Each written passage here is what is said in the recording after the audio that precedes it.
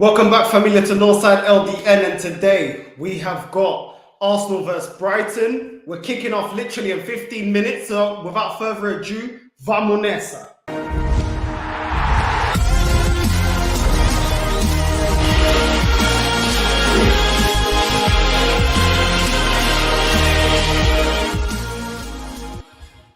What's going on, people? What's going on? Today, Arsenal are taking on Brighton. Big match, big 3 points. We've got to get a win. We've got to fight for top four. And let's kick it off. I mean, the lineups are already out. Let's get the lineups now. Let's get the team lineups up. Here we go. Here we go. Right. Arsenal. Looks like Mikel Arteta is starting with Lacazette up front, Saka on the right, Martinelli on the left. Emil Smith-Rowe, Lokonga and Odegaard make up the midfield. And in defense, we've got Suarez, Ben White, Gabriel, and Xhaka on the left, with Ramsdale in goal. Flipping hell, puta que pariu. Xhaka at left back. Xhaka at left back. Oh my days. Hold on a sec, people. Hold on a sec.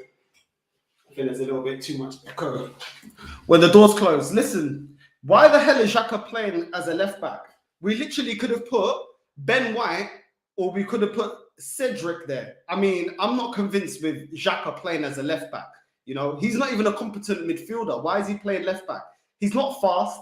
He hasn't got a lot of pace. I mean, come on, man.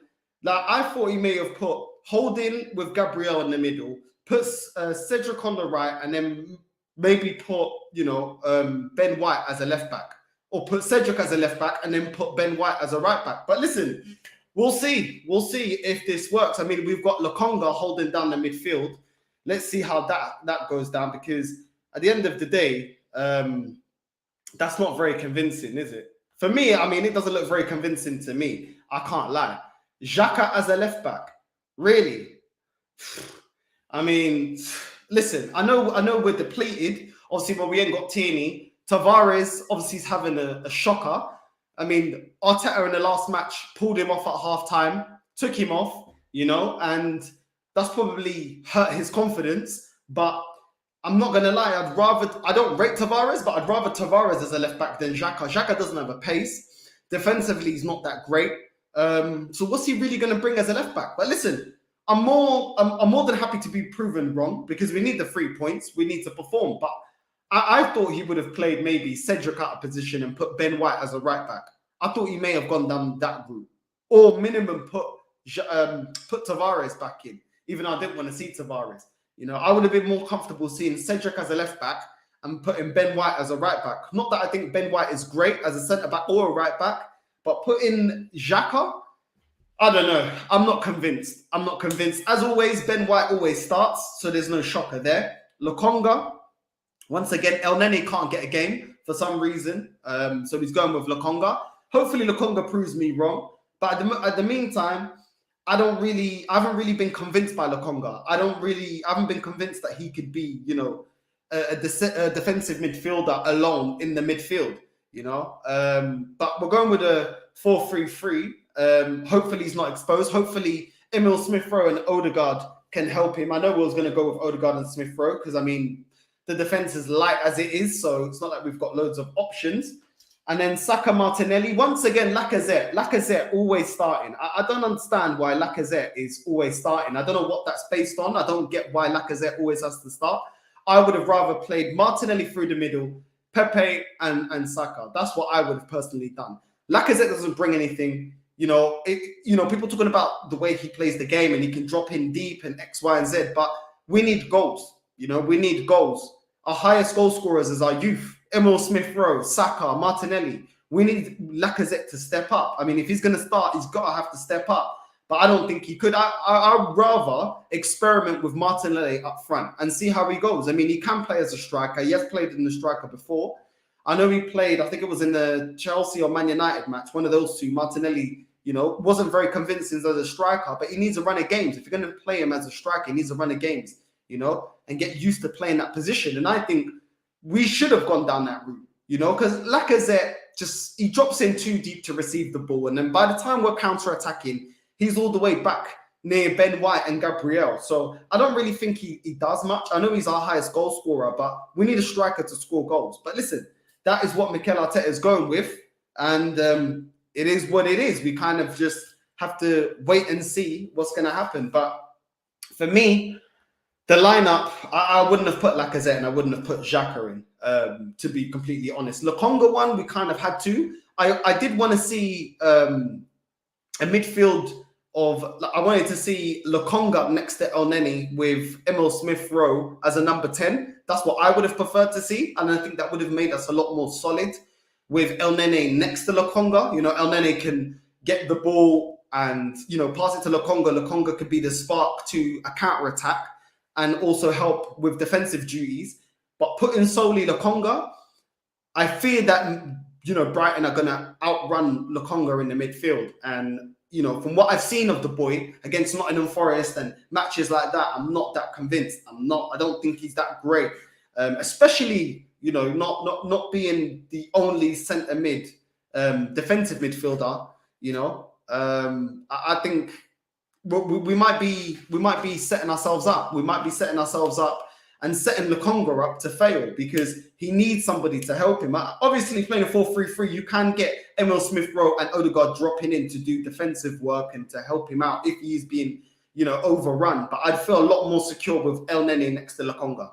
And then put in one of two, either Odegaard or Smith-Rowe. For me, I'd rather play Smith-Rowe because I feel like he's more direct in his play. I feel like he's always asking questions. He's always looking to spark a counter-attack, whereas Odegaard a lot of the time plays it safe, backwards and sideways, and turns up when he wants to. So that's what I personally would have went for. But listen, it is what it is. It is what it is. Let's look at the bench. So on the bench, we've got Leno, we've got Rob Holding, Pepe's on the bench, Tavares is on the bench, Elneny is on the bench, Nketiah, Swanson, Hutchinson, and Aziz make up the bench. So I don't know why Pepe can't get a game. I do not know what Lacazette is offering to this team that Pepe can't offer, or can offer and more. Do you know what I mean? I definitely feel like he could definitely do a lot more. But listen, this Filo da Puta has to go, is gonna die on his sword. That's what I feel. Because at the end of the day, we need to win, and he's got his players, and it's now time to perform. I know it's not the most ideal situation, but it is what it is. So listen, let's get into some of the comments. How are you lot doing? Big up to the chat. Big up to all the real ones. Big up to all of you that are always locked in, tuned in. Big up to all of you lot, man. Real talk. I really appreciate the support. Northside, big up, bro. We are 3-point collecting. Anything else, anything less will not do. 100%, bro. Northside, respect for making me a mod. Much appreciated. And big up Gracie as well. Yeah, man. Big up Gracie. Big up everyone, man. And today is a must win, my guys. So definitely a must win. Big up Northside, my bro. Xhaka red card incoming. This is what I'm saying, man. Why are you going to put somebody that's a calamity in as left back? You know, like you don't have other options. Yeah, you could have played Tavares, and I still probably would have moaned, but I'd rather Tavares than Xhaka as a left back. You know, then you could have played Cedric there. I know it's out of position, but listen, he can do a job. He is a fullback. You know, or you could have. Yeah, I wouldn't have put Ben White there. I'd put Ben White as a right back and then put Cedric out of position. I wouldn't put Ben White as a left back. But there are some, you know, I know we all know that the squad is paper thin, and we knew that he's got a tinker. But at the same time, come on, man, you know, tinker properly. Not. I don't know, man. I don't know. Valmuid Mal, I see a boring 1-1. We are definitely going to lose the midfield battle. Arteta out. Good evening, Northside. I'm going for a 0-0 draw. Did you see the Man United lost 1-0 to Everton, which might save Everton's season? Also, rewatch me on Jamie Phillips' channel. Yeah, big up to yourself, man, Chike. Yeah, this is the time for us to capitalize. I mean, Man United dropping points. We have to capitalize now. We have to capitalize. And we have to pick up the 3 points. And that's it. Nothing, you know, we can't go away with nothing less than 3 points. Even a draw, I'm going to be fuming. Even with a draw, you know. Big up a real G Northside, LDN. We previewed the Manchester City Liverpool match, including starting lineup, score prediction, matchups between Mo Salah against João Cancelo, Sadio Mane versus Kyle Walker. Yeah, great show, bro. Big up to you, man. Man, you lost. Watch we screw up. We really got a win now. Man United lost. I'm so shocked. We have to win this. Mate, we've got to win this now because Man U lost. We've got to win Northside because we better not bottle this seriously. Hi Northside can't stay, but wanted to say hi and keep up the great contact. Listen, bro, big up to you. Make sure you guys go like and subscribe to his channel, another real one. And we want to, support the real ones, the real familia, the real gooners in the house. Do you know what I mean? So big up to you, my bro. What else have we got here? Xhaka as left back, a midfielder with two attacking mids. Lacazette in the first starting 11. This is going to be a ball buster, by the way. Man United lost to Everton. Bro, I'm not convinced. I'm not convinced with this Bukaria. Like, I'm not convinced. I'm not convinced by putting Lokonga, which is somebody that's fighting for confidence, a young kid, somebody that still needs time and experience. Why are you going to put him in the midfield as a centre-back alone? You know what I mean? Play a deep line playmaker next to him. Do you know what I mean? That can also help him control the midfield. But listen, it is what it is, man. It is what it is. Our midfield looks weak. I'm going for a draw. I'm not going to lie, man. I'm going for a draw as well, people. Drop a like on the vid. Big up to all you, man. Do you know what I mean?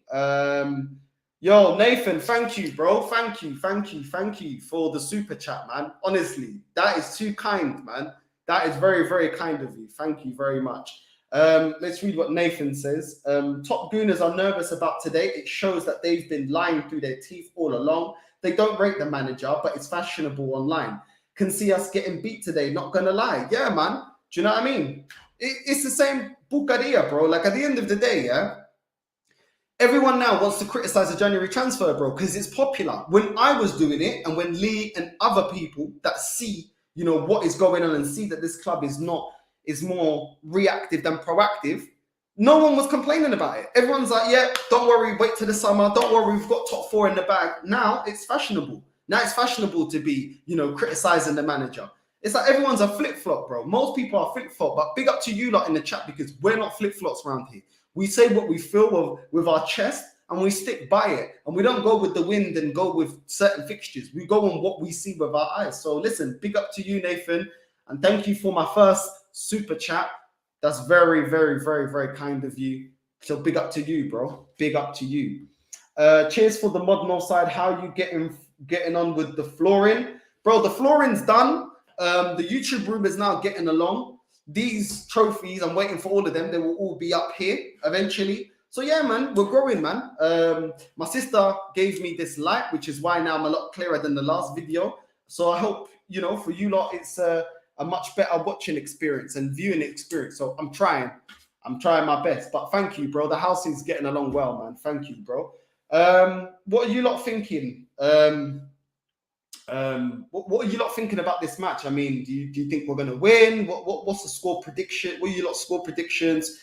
What's going on? What are you lot saying? Hold on a sec. Let me get it up. I don't want to get copyright. So hold on a sec. I might not have to mute myself. Let me see.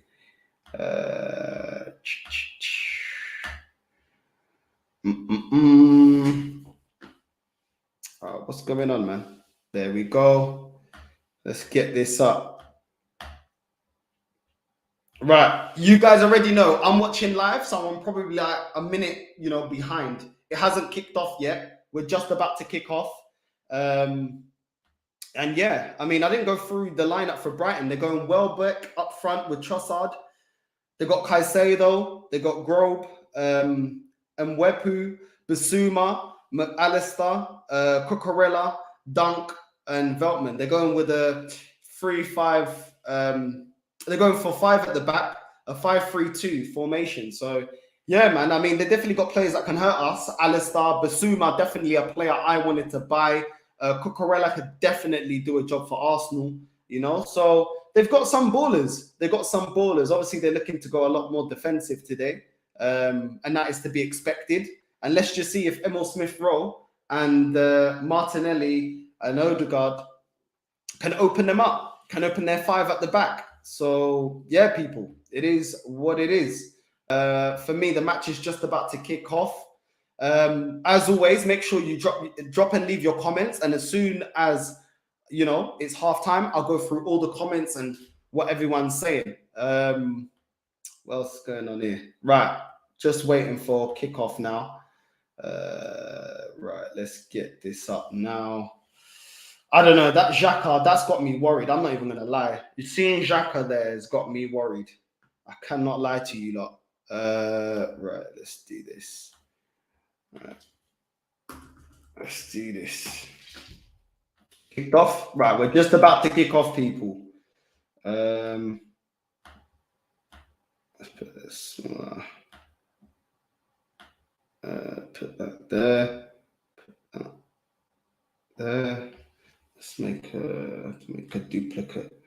Right, and we're off. Right, this manager, he better produce today. I don't want to hear no pucaria from him. He better produce. Let's put this here. Hold on, people. I'm just getting the scoreboards done. Put this down a bit.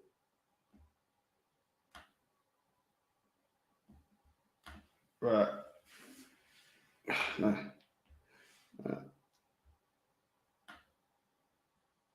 What's going on there? Flipping out, having a nightmare. Having an absolute mare.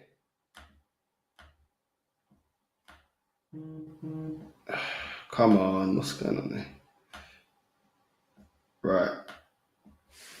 Right, and we're off. Right, throw in to Brighton. Brighton throw in. Let's download. Honestly, multitasking is not my strongest point. I'll tell you that now. I'm surprised to see Lamptey not in the starting lineup. I can't lie. I'm a little bit surprised with that. Seeing him on the bench, but it is what it is. I think he's a decent player. I think he's definitely a decent player. But it is what it is. Maybe we can use that to our advantage. Right, replace that. Right. Let's get onto the scores.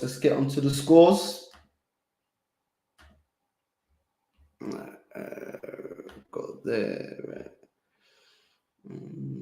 Where did I put that? Right there. Right, let's go. Hide comment.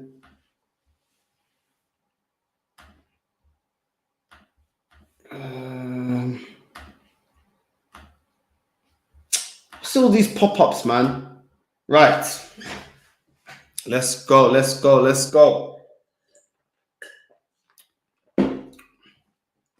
Saka's already pressing. Right, we're pressing. That's good from Cedric.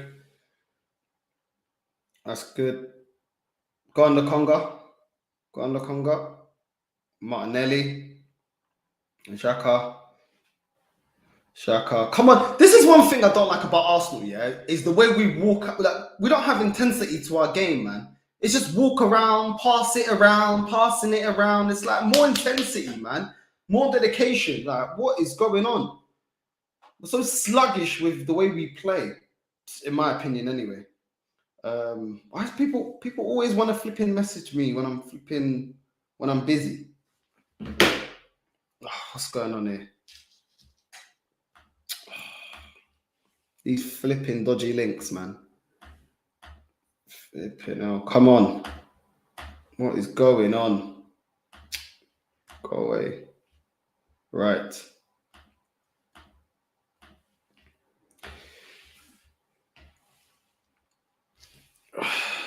Right, Ben White, kick it out. This is what I'm saying. Sometimes we dabble way too long on the ball, like way too long. Like sometimes it's just you're not able to play it out from the back. Just hoof it out.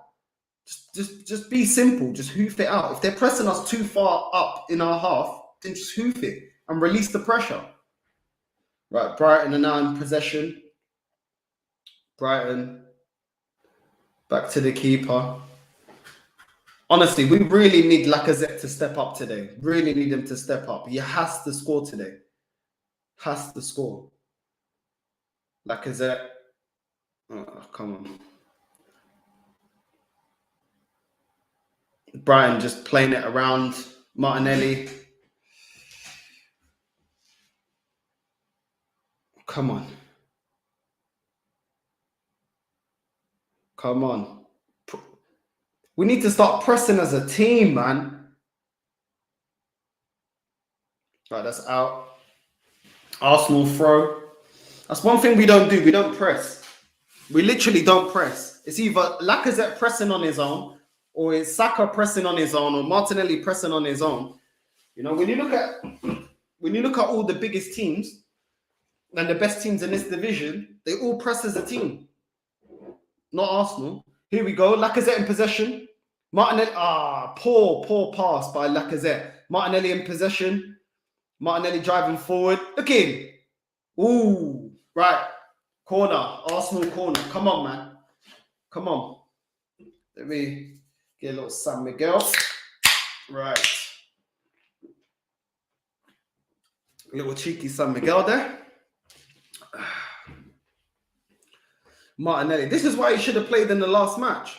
This is exactly why he should have played against Crystal Palace. Look at the way Martinelli drives forward. Look at what he brings to the team. You know, even when he doesn't have no one to play on, man, this kid reminds me so much of Alexis Sanchez. Literally. Reminds me so much of Alexis Sanchez. Arsenal corner. Oh!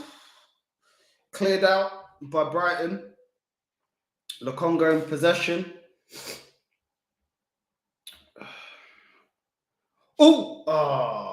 Almost. Gabriel almost got to that. Right, Lokonga. What's going on here? What's going on? But yeah, Martinelli's looking on it, man. Martinelli's looking on it. Can't lie. Oh, that was good by the keeper. Come on, Martinelli, man. We need a 10 out of 10 performance from you today. Martinelli and Saka got to step up today. Especially Lacazette's got to lead by example. It's all good shouting at the players, but you got to lead by example as well. Oh, that poor from Lacazette, man. Already poor from Lacazette. Miscontrolling the ball. Honestly. Brighton seemed very, happy to just play the ball slowly and wait for us to commit too many men forward. Foul by Gabriel on Mwepa. Put that down there. Foul by Gabriel. Free kick to Brighton. Gabriel's got to step up today. After the calamity of a performance that he put up against Crystal Palace, today he has to step up. I don't want to see no Pucaria, no Merda, no Lishu. I want to see a real performance today. Nothing but a proper performance today. Nothing less than a real performance today. Him and Ben White, today, they better be on it. Right, Brighton take that quickly. Oh, Smith Rowe's on him, on Welbeck. Martinelli. Good block by Martinelli. Smith Rowe. Okay. So it seems like Smith Rowe and Odegaard are already dropping back to help Lokonga. And that's what I wanted to see. If we're playing the three in the midfield, we need them to drop back. When we're not in possession, they got to drop back and help out Lokonga. They can't leave Lokonga isolated by himself on a counter-attack when Brighton are in possession. Oh, poor. That was poor, man. Switching it upfield, that was poor from Xhaka. But let's see, man. Let's see what Xhaka does today. Let's see what he does. Big up, people. Make sure you like and subscribe so you're always notified every time I drop a video. And yeah, what's the score predictions? Any score predictions? Might as well get the score predictions in as it still stands 0-0, and we're less than 10 minutes in. Emil Smith Rowe seems like he's on it today, man. He seems like he's on it. He's fighting for the ball. Mikel Arteta looking stressed. Yeah, you should be stressed. You should be stressed. This is an issue of your doing. You created this. You made this like this. And now you're sitting there with your arms crossed like a filo da puta. Like, this is what you did. Yeah? Weakening us in January, not replacing players, not replacing outgoings, you know, not giving a chance to certain players that are now, you know, balling out in Ligue 1. Ooh, Lacazette tried it. That was a good pass to Lacazette. This is all Mikel Arteta's own doing, you know, getting rid of Aubameyang. Oh, we don't need Aubameyang, really. You could have used him against Crystal Palace. I'll tell you that much.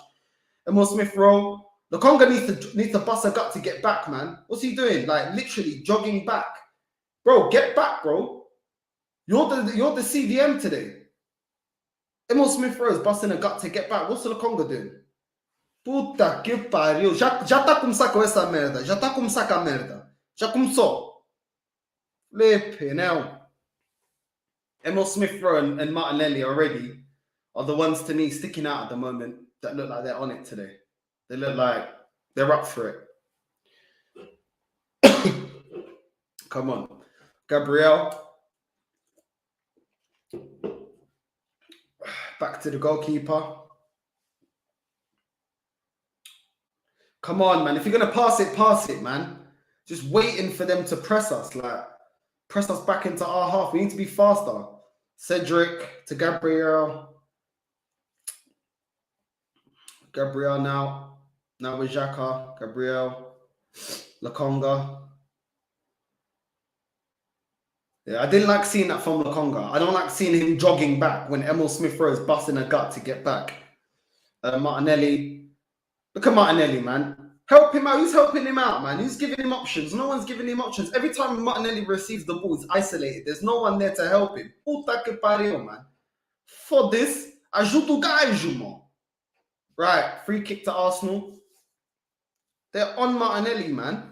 We need to help him out. They're already doubling on Martinelli. I can already see that now. He's getting the ball and there's already 2-3 men already on him. So we need to give him options.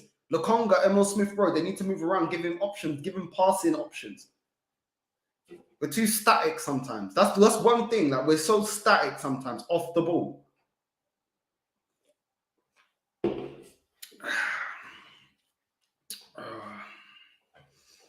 Kicked out.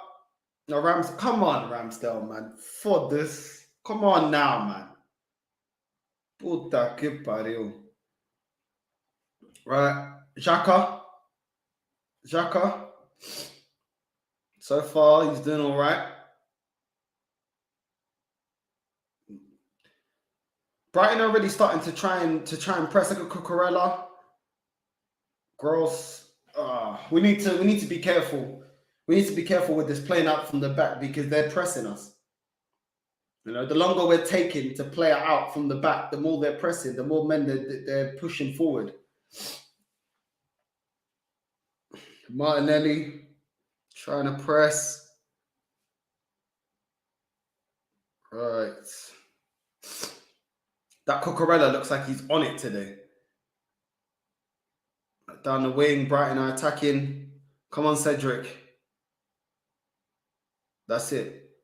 We got back into position well. They got no pass. They can't pass. Can't seem to find a pass. Play it back. Odegaard trying to press. Right. That was good. That was good defending, to be fair. That was good defending.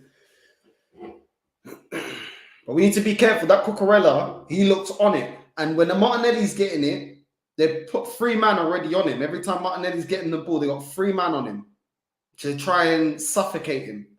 And we're taking too long playing it out from the back. And then we're just getting pressed. Too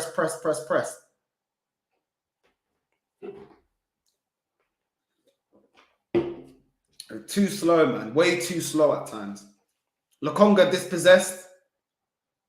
Ben White saves him. Brighton back in possession. Hoofed up by Brighton. Headed by Xhaka. Come on, man.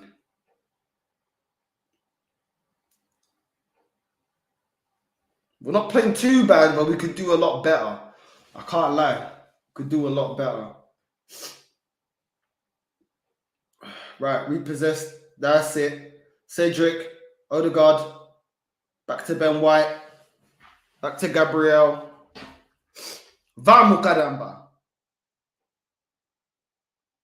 Martin, come on, man. The passing, some of the passing today has been a little bit off. I can't lie. Already.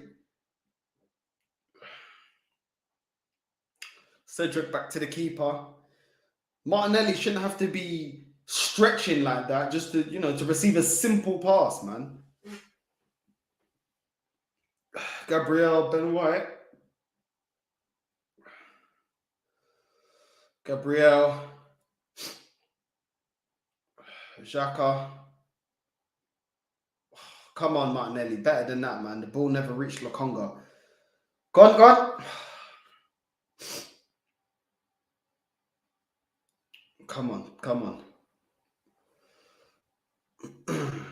Oh, Gabriel, man. Miscontrolling the ball. Back to the keeper. Ben White. Passa bola, we. Commentam. Fuck this. Pass the ball, man. You lot take so long, bruv. Look at him screaming, bruv. If he ain't got no passing lanes, the midfielders drop in to receive the ball. Like, I don't get it. You always have a midfielder that will drop in to receive the ball. Like how Santi Cazorla used to do. Handball from Saka, man. I don't get it. Like, what annoys me is we get the ball, our centre backs get the ball, they got no one to pass to. Instead of movement from Lokonga and Smith Rowe, one of you drop deeper to receive the ball from the defender. Everyone's just standing there being marked. Like, where's the movement? Constantly move. You know what I mean? Pass and move the ball. It's easy to defend Arsenal when look at the way they're pressing us. For this, puta que pariu, realmente, man. For this, simple stuff they can't do. Simple stuff they can't do. Porra. Look now, Saka. Well done by Saka. Kicked out by Ben White. We don't give ourselves passing options, man. We're too static. Literally too static.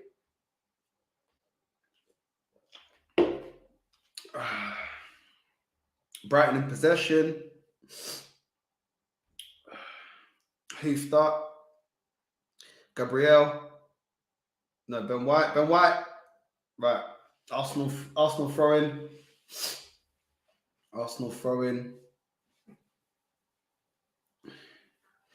Danny Welbeck, I remember them times we had Danny Welbeck. Oh my God. And that's why I didn't want Rashford. When we was getting links to Rashford, Arsenal are in for Rashford. I'm like, nah, no can my pucaria, man. I don't want Rashford. That's Welbeck part 2. I'm not on it. I'm actually not on it. I'm not involved. Lacazette. That's more like it. Now we're actually trying to press them. We need to keep that up. Go on, Saka.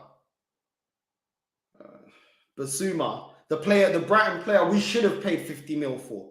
That is the player we should have got. Not flipping Ben White. Odegaard, Lokonga, Saka, Gabriel, Xhaka, back to Gabriel.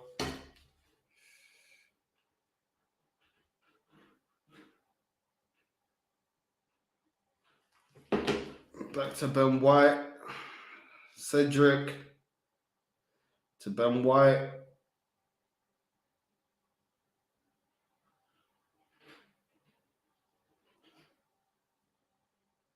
Gabriel.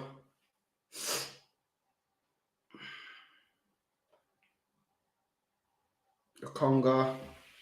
Hold on a sec, people. I think someone's at the door.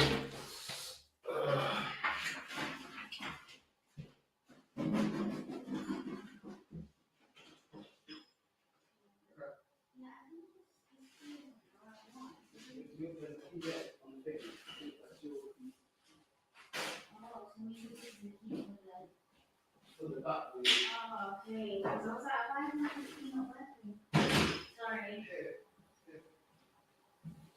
Oh, perfect. Thank you.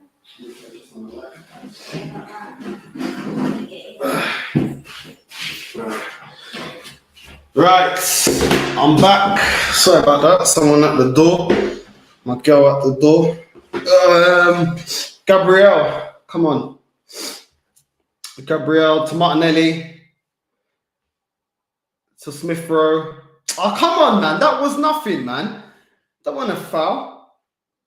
Porra. Rubbish. Absolute rubbish, man. Absolute trash.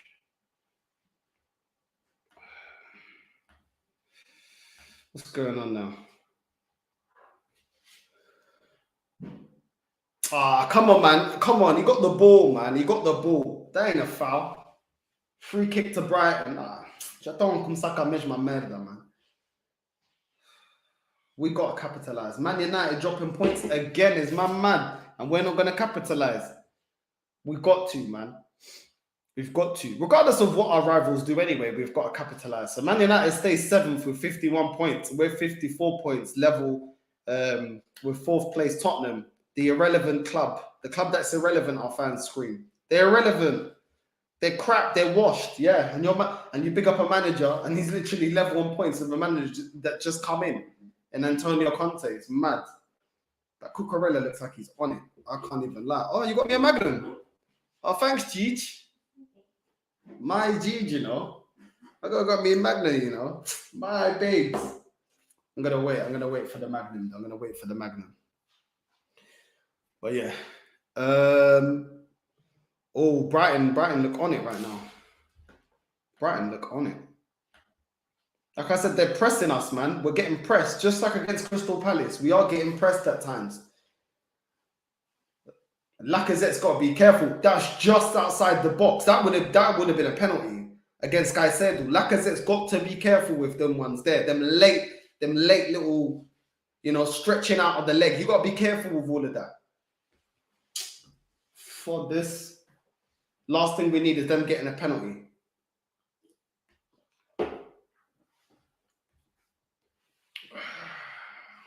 What's going on? What's going on?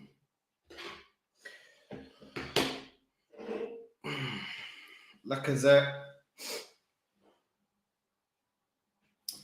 That's more like it. Look at the way you're pressing. That's what. Go on, Martinelli. You see, we would have got the ball if both Martinelli and Lacazette both press. We would have got the ball. That's what we need to do. We need to press as a collective. When they got the ball, press them, man. The same way they're pressing Martinelli. Every time Martinelli got the ball, 3 of them are pressing him. That's what we need to do. But we don't. Only one person presses at a time. It's some pucaria, man. Emil Smith Rowe, Odegaard, Emil Smith Rowe, Xhaka, why not pass to Martinelli, man? Why always want to pass back, man? What's up with these guys, bro? Always want to pass backwards. Martinelli was right there. Lokonga.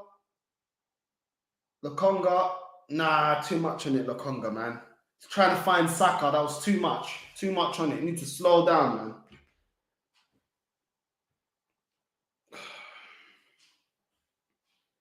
This team always looks for the easy route, man. Like, go forward. Martinelli's right there. That'll spark an attack, man. Why play it back to the goalkeeper? Why play it back to Gabriel? I just don't get it, man. I literally don't get it. All right, Arsenal throwing.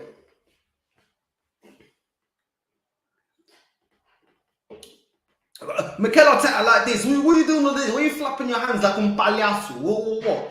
You've been with this squad now 2.5 years. They're playing the way you want them to play. If you want more intensity, why are you not teaching them to be more? Why are you teaching them to play it safe? Arsenal on a counter attack. Martinelli. Go on. Oh, getting in the way, Smith Rowe. Oh, you for the spot. Getting in the way, man. Saka would have released that. Smith Rowe in the way, man. For this, that was played back well by Martinelli. Look at Martinelli. Back, look, Smith Rowe just, bro, don't go for the ball, yeah, if you're not gonna whack it, bro. Don't go for the ball if you're not gonna smack it, bro.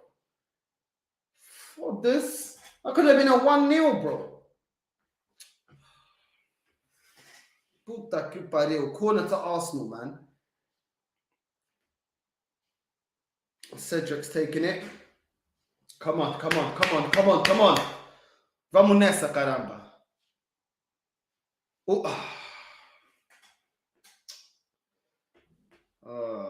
Meu Deus.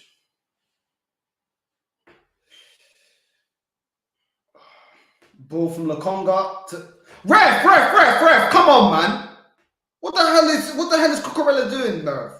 Jumping, literally leaping on top of Gabriel like that. Nah. Cucurella, get out of here, man. Go on, play Lacazette. Come on, ref, man. This sempre a mesma porcaria, man.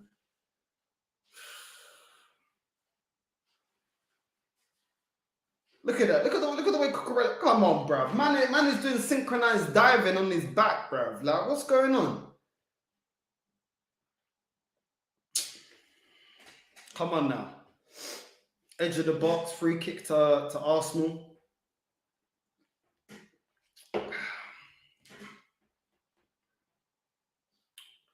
Come on now.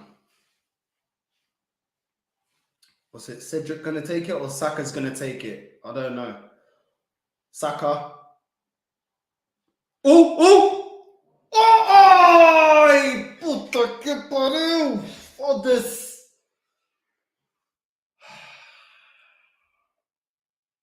Oh my God! The cross by Saka, man. Who got Gabriel? Hit the post, didn't it? Yeah, you hit the. No, you hit the side netting. Gabriel, just a little bit too high for him, man. Just a little bit too high. That was a lot better. A little bit too high for him. Hits the side netting. One day I'm gonna have Umpiri back on this. I swear down. On live stream, this club just stresses me out. Go on, Saka.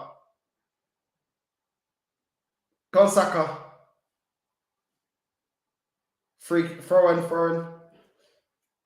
in to Arsenal. Go on, Cedric. Saka. Come on, Saka. Need to do better, man. Free kick. Brighton. Come on, man.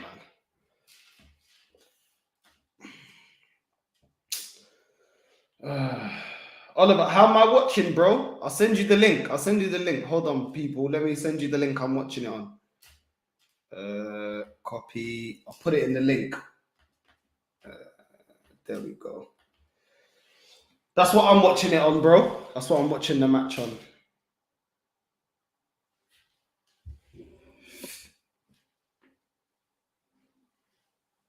Is your mic on today? Sounds quiet. Is it? My mic sounds quiet.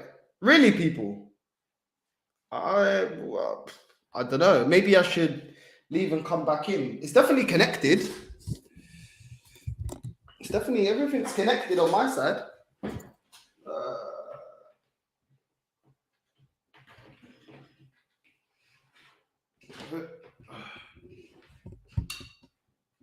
Hold on a sec. Yeah, it's that one.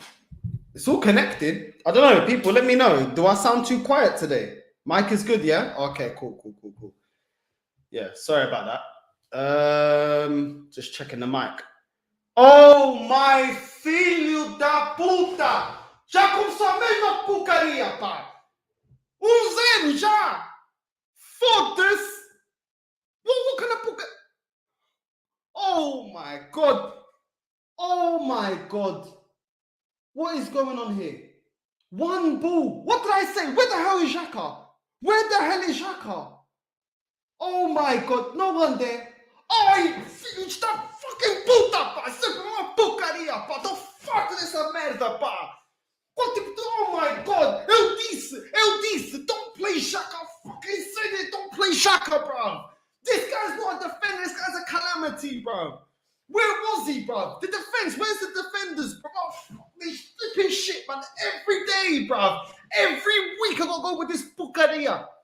Every time, man. Every time. Já começou a mesma merda, pá. Já começou. É sempre a mesma história, pá. Filhos da puta. Flipendo inúteis, não sabem jogar, parece que não são profissionais, pá. Esses filhos da merda, pá. Flip's sake, man. These guys are a disgrace. Where the hell was Xhaka for that? Where was Lukonga? Where was the midfielder? How they got a guy running in late? No one's there. Yeah, now Arteta. What now? What now? So filho da merda. Arrogant prick, bruv. Absolute arrogant prick. I'm sick of it, man. I'm sick of it. Absolutely pathetic. But the excuse will be, don't worry, the excuse will be, yeah, that we've got youngsters, yeah? Why the hell did we not sign anyone in January? Yeah? Why didn't we sign anyone in January? No. Or people like Fool and all these super fans, yeah? Oh no, we're fine. Don't worry. Wait till the summer transfer window.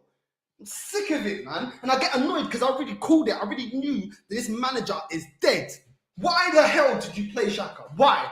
Why is Xhaka playing as a left back? Where was he? Where was he? I don't get it, man. I don't get it. I'm so sick of it, bro. It's just bullshit. Absolute bullshit. I click away, 1 second, boom, 1-0 down. Foda-se. Estou cansado dessa merda, pá. Sempre a mesma porcaria. I'm sick of it, man. Wasting my time. Wasting my time. Why am I even watching this? Why am I even watching? Why do I even bother, man? Wasting my time where I could be relaxing, doing something else. Man's working on call. I got to be looking at this porcaria. What? Man United lost. You can bank on Arsenal. We won't capitalise. We don't capitalise. Everyone else drops points. Don't worry, we'll drop points as well. You want to be Banter FC Man United? No. The trophy of #1 Banter club always stays with Arsenal. Sick of this porcaria, man. Absolutely sick of it. Every year, 18 years now, this merda, bruv. People told me he fixed the defense. Fix my cool about fix the defense. Ain't fixed nothing, bruv. Sick of it. Sick of it, man. Absolutely sick of it. Pathetic defending. Absolutely pathetic defending. This club is a disgrace. Just sack him now. Sack Arteta now, man. Just get him out. Just get him out. I said to man, we should have got Conte. I told man we should have got Conte. No, I got laughed at. Oh, Conte, what's he done? What's he done? Yeah? What's he done? Swear down. Watch Tottenham get top 4. But I'm saying it now. Watch Tottenham are the ones that are going to get top 4. Not Arsenal. Tottenham are going to get top 4. Yeah? The irrelevant club. The club that we laugh at. The club that's irrelevant. It's so irrelevant. Why do the fans keep talking about them? Why are you talking about them if they're irrelevant? Like I give 2 craps about the top 4. Like I give 2 craps about Tottenham. Sick of it, man. Absolutely sick of it. This club is done. This club is absolutely done. When it comes to playing football, when it comes to winning, this club is done, man. This club is finished. This club is dead and buried. This club don't give 2 craps about being competitive, and it shows. And it shows. Yeah? People laughed at me one time when I said I'd rather Graham Potter than Arteta. Laugh now. Yeah? Laugh now, because he ain't had $250 million, and look what he's doing right now. Yeah? With a strike force of flipping Welbeck. Welbeck, you know. Welbeck. This team's a fucking disgrace, man. This club is a disgrace. Sick of it. I couldn't believe my eyes. How can I go away, look at the comments, read Gracie, oh, the mic okay? Is the mic okay? Man fitting with the mic. I'll turn back round. We're 1-0 down. What bull got it, bruv? Oh my God. You couldn't even write it if you wanted to. Like, what the hell? What the hell? Let me change the scores, man.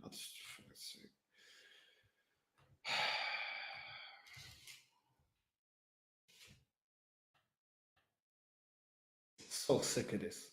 Every single time.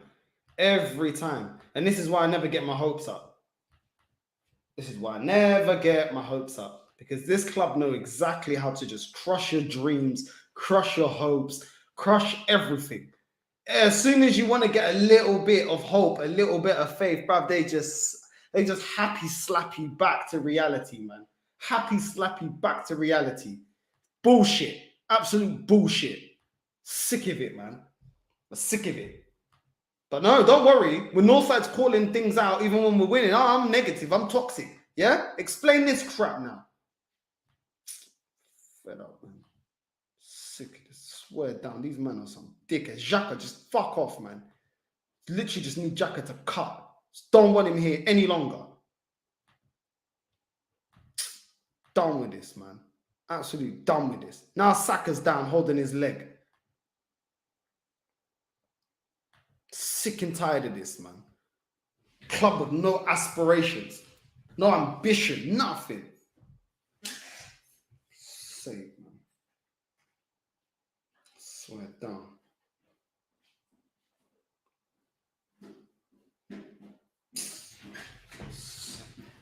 Oh, the 70-odd minutes of this flipping crap.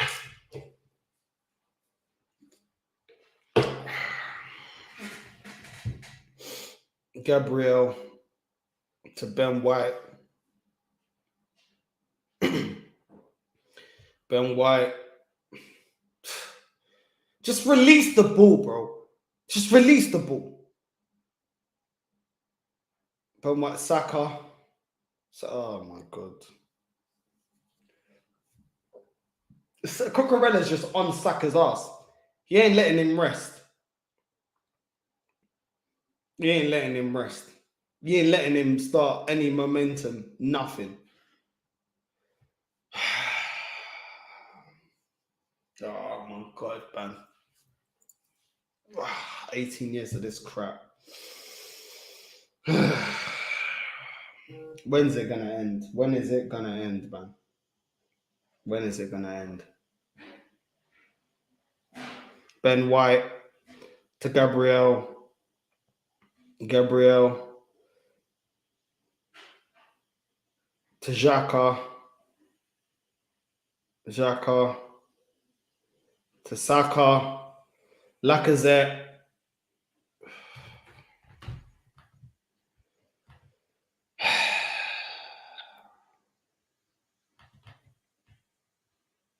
Pace. That's how I'm watching the match, bro. Using that link.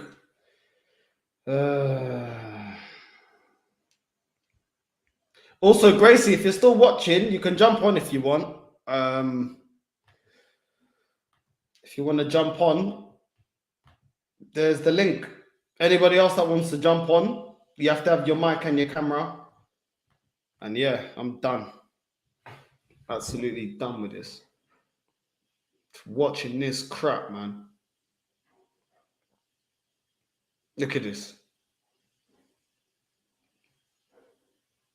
Conga to Jacques. Oh. Emil Smith Rowe.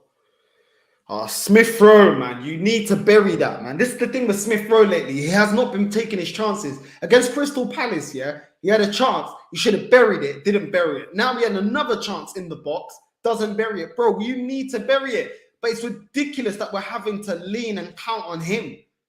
We had a striker that could score. Oh no, don't worry. We'll get rid of him. Yeah, we'll get rid of you. Don't worry. Go back. Go to Barcelona. Because you're not good enough for Arsenal, but you're good enough for Barcelona. Do you know what I mean? This is a joke, man. This club's a joke.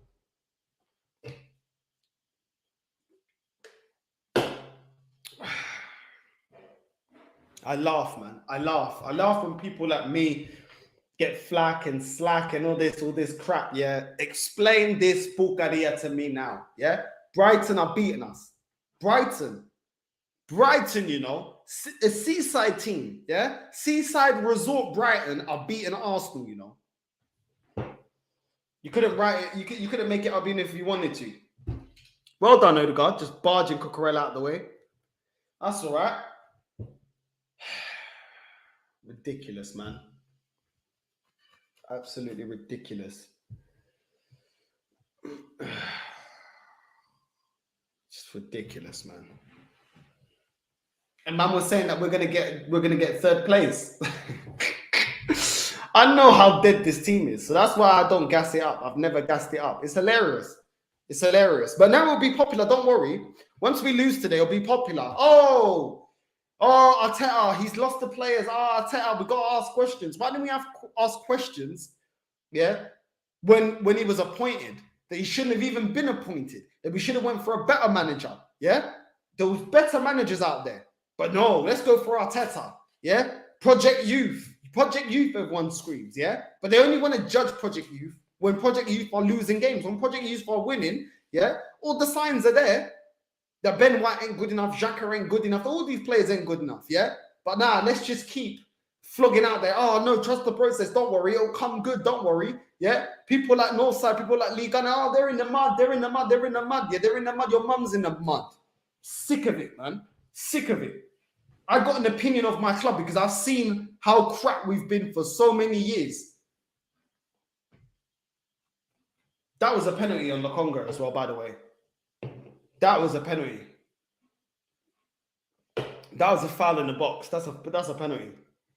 He got his leg too late, but that won't get given because that's just how it is over here. But whatever, I don't even care about the ref. It's not the ref's fault that we conceded the goal. Look at Brighton. Look at Brighton, man. Look at Brighton. Look at that running from midfield. Where's Lokonga? Oh, my God. Oh, my God. Mwepa, you know. Mwepa just running through our midfield. Look at the ways no one's challenging. Not Odegaard, not Smith Rowe, not Lokonga. No one. Absolutely pathetic, man. Absolutely pathetic. I'm so done, man. So flipping done. Who's that? Emma Smith Rowe. How are you allowing the player to run through your midfield? Someone go in there clattering, man. Take him down. Do you know what I'm saying? You don't let people run through your midfield like that. But this club ain't got no balls. The manager doesn't know what he's doing. Doesn't know, how to change the tactics, how to manage a game, how to teach these players how to defend, how to counter-attack, how to press. They don't know how to do anything. Look at him. Ridiculous, man. And what did I say, yeah? What did I say? You put El Nene next to Lokonga. You do not put Lokonga by himself. Looks like now Nketiah's warming up. Look at him. What are you saying, Arteta? What you said? They don't get it, bro. They don't get what you're asking. Some joker, bro. Like I said, looking at him like, yeah. All right, shut up, bro. Smith Rowe limping. It's ridiculous. Absolutely ridiculous, man. Absolutely ridiculous. Aussie Guna, bro, do you want to jump on? You can jump on if you want, bro. There's a stream there if you want to jump on. Big up to you, bro. Big up to you. Sambi has been trash, bro. And I said it before the match started, yeah? I said it. Why are we not playing El Nene next to Lokonga? Why? I said it, bro. I said it. It's a joke, man. Absolute joke. I'm sick and tired of this. I knew that Lokonga would be running the midfield, overrun, because he's not good enough. If he was so good enough before we had these injuries, why weren't we playing Sambi Lokonga then in the midfield? He's not ready. He is not ready. He's not ready. He's not ready yet for the Premier League. He's not. It's ridiculous, man. Absolutely ridiculous. What are you saying, my bro? You good? Fuck my life, bro. Fuck my life. It's fucking 10 to fucking 1, and I'm watching these guys in fucking slow-mo. Well, this is fucking shambles. I've got Sambi, who can't fucking hang on to the ball to save his fucking life. Seriously, bro. But bro, why? This is what I was saying, yeah? Why play Sambi Lokonga on his own? Play him on a 2, and they can... He's playing him on a 2. And then play Odegaard. He is playing him on a 2. Odegaard and Sambi are both in the midfield, bro. Odegaard's your box-to-box on the right. Sambi's a DM. Sambi needs to come off. We need to put El Nene in. I swear, Sambi's fucked on that ball, bro. El Nene's better than him, bro, on the ball. Sambi, every time he gets the ball, see you later, or a bullshit pass. Bro, this is what I was saying. When I saw the lineup, yeah, my biggest gripe was, first of all, based off of what is Lacazette starting and Pepe's on the bench? Based off of what? Because it's definitely not off of form or performances. Then I said, if we're going to play, yeah, Lokonga, play him next to El Nene, and then play Smith Rowe in front of the 2. Don't put Lokonga by himself. Bro, Lokonga, right? Lokonga is the CDM. He's put Odegaard as an 8. I'm telling you now, Lokonga needs to go for a fucking walk, and El Nene needs to come in to sit side by side Odegaard. Because I'm telling you now, Lokonga is He's not a shit player. He's just fucking shit on the ball today. Do you know what? He's just not ready, bro. And we saw this against Nottingham Forest. We saw that he's not ready. So why are you gonna do him like that? Like I said it before at the start of the video, the watch along. I said Arteta is hanging this guy out to dry. Do not put this kid along as the only CDM. Play a deep line centre mid or play another CDM next to him to help him. You don't want two CDMs side by side in the 4-2-3-1. What happens is you can't get the ball out of the defence. But the problem I have is Sambi's not good next to Xhaka. Sambi's better next to Partey. Right, he'll be next to a better... Oh, fuck off! Oh, go get fucking yes! Oh, thank God. Oh, thank God, Martinelli. Oh, fuck, mate. Oh, fuck, mate. Oh, thank you, God, just before the half, bro. Oh, bro, sorry I swore and lost my shit, bro, but fuck, bro. I haven't seen it. I'm sorry for spoiling it. It's coming.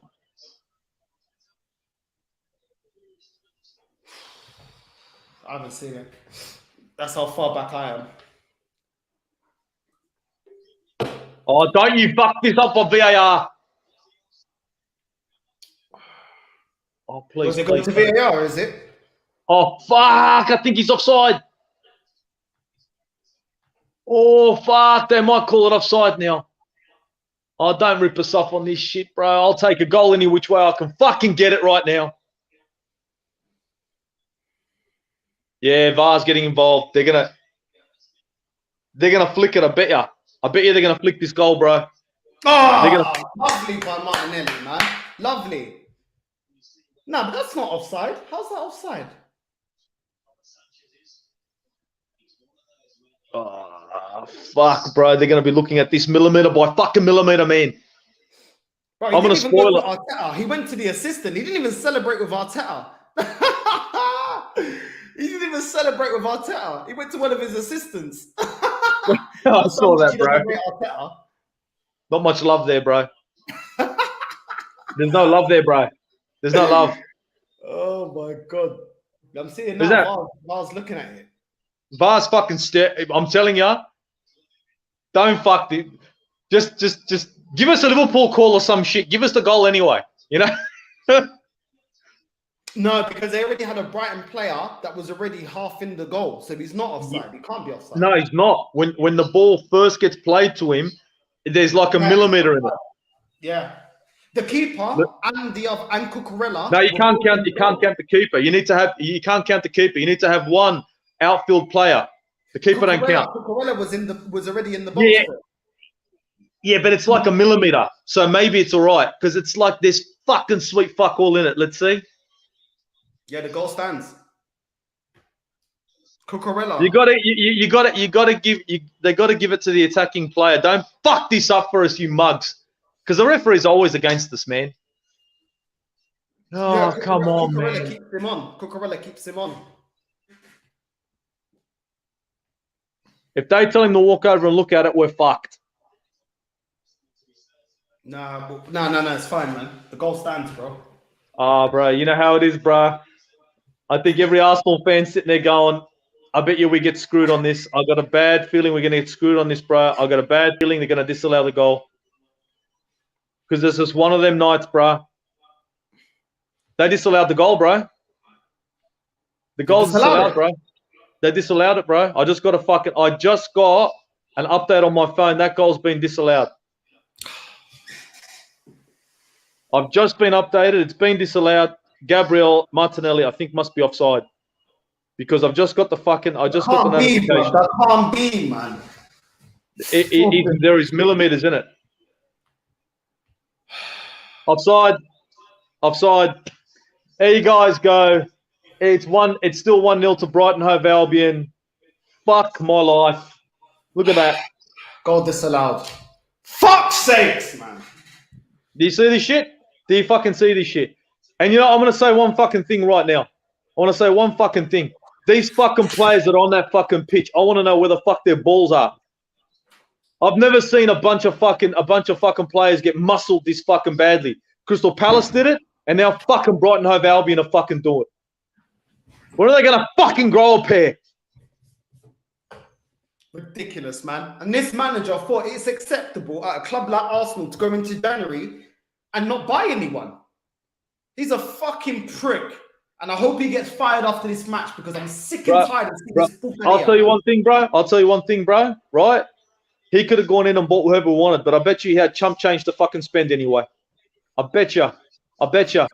You don't know what's in his wallet, bro. You don't know what's in his wallet. Even if he had chump change, I'll tell you what, yeah? What? You're telling me that Guendouzi couldn't do a job in this team. You're telling me I'm not saying that. I'm not. Saliba's on loan. You can't recall him. You can't recall the people that he signed. No. Why did he get rid of certain players that could have done a job? Torreira, we could have used Torreira today. All right. First of all, Torreira, I rate him. I really do. But you know what? He's been fucking flat for every time I've seen him play for Arsenal, apart from his fucking first 7 appearances, he's been flat. So whatever on Torreira, I rated him. But I don't know. I don't think this physical game, the speed of the game is good enough for Torreira. Saliba, we can't recall him. I don't think there's a fucking recall. We can't recall him. I think once he goes online, he's on loan. Guendouzi, bro, I rated him as a midfielder, cuz. I did. His attitude, I don't know about that. I got no idea. If he's a fucking mug, if he's a dumb cunt, I don't know. I can't tell you. I just don't understand why he would get even rid of these players. The squad ain't strong enough, bro. Especially if he already had plans of getting rid of the players that he got rid, like Chamberlain, like Kolasinac, like etc. If you're gonna do that and you're gonna weaken the team, those players could have done a job. Now, if he wanted to get rid of them in January, in the summer transfer window, when he's going to replace them, I have no problems with that. Yeah, me too. What it's all good getting rid of the dead wood, but you need to keep some of the dead wood. I mean, you need to rotation. You need to plan for injuries, bro. Yeah, bro. Yeah, I feel you. Ainsley Maitland-Niles was one player I was trying to figure out what the fuck happened there. Absolutely pathetic, bro. And the way we conceded that goal, oh my god, where was he? Yes, Jacques. Jacques is left back. Jacques is a left back. Where do you want him to be? Jacques is playing left back. Saka should be playing left back, not Xhaka. Saka should have been put in as left back. Pepe should be playing the right wing. And that's no shit. Let's be honest. Saka would have been playing a lot better as a left back than Paul Granit Xhaka. Granit Xhaka has been hung out to dry on the left hand side. No, I swear, he's bro. been hung out to dry because what I would have done is I would have put Ben White on the right hand side. I would have played Holding as a centre back, and then I would have put Cedric on the left hand side. Cedric isn't great on the left hand side, but Tavares is shocking, and he's not going to be as shocking as Tavares was against Crystal Palace. Ben White can play as a right back. He can do a job, especially against. He played as a right back. Yeah, so he could do that. Do you know what I'm saying? But you don't. You want to play three? You want to play three in the back? Not even competent, bro. Xhaka's not even competent in the midfield. Why would you put him in defense, bro? I'll be honest with you. I thought to myself, we take Bukayo Saka because I knew he was going to be ineffective in this game. Chuck him as a left back. Chuck Nicola Pepe up front. Put Odegaard and Xhaka in the 2. Play 4-2-3-1 with ESR in front. There's a solid formation right there. You got a player who can play. Saka can play left back. He's played it. He played it well. So you put him in there. You put Granit Xhaka in there. You put Odegaard beside him. You make Xhaka the fucking CDM. ESR is the number 10. Martinelli is your fucking wing. Lacazette, whatever the fuck you want to call him, fucking false 9. And pray that Nicola Pepe fucking magically does some Nicola Pepe shit. And then you could have Sambi on the bench, El Neni on the bench. Fuck, bro. I don't know what the fuck he's thinking, bro. I said it on my preview, bro. Okay, this is the formation I'd be going for to stick with a 4-2-3-1. But I don't see him putting Saka on the left side because he thinks he's going to want him as an attacking threat. What attacking threat has he been? Saka's a good player, but he's weak on the ball. If I was defending Saka, all I have to do is get in his face. Cucurella was absolutely dominating Saka. Saka couldn't do anything. But this happened the same last time. They had 3 man on him. Martinelli, when he received the ball, 3 man on him. Why don't we do that?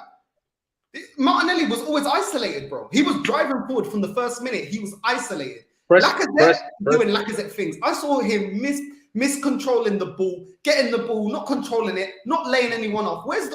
Everyone talks about the work rate. That first half, I haven't seen no work rate from Lacazette so far. Mate, Crystal Palace and this game, Lacazette, we're playing with 10 men.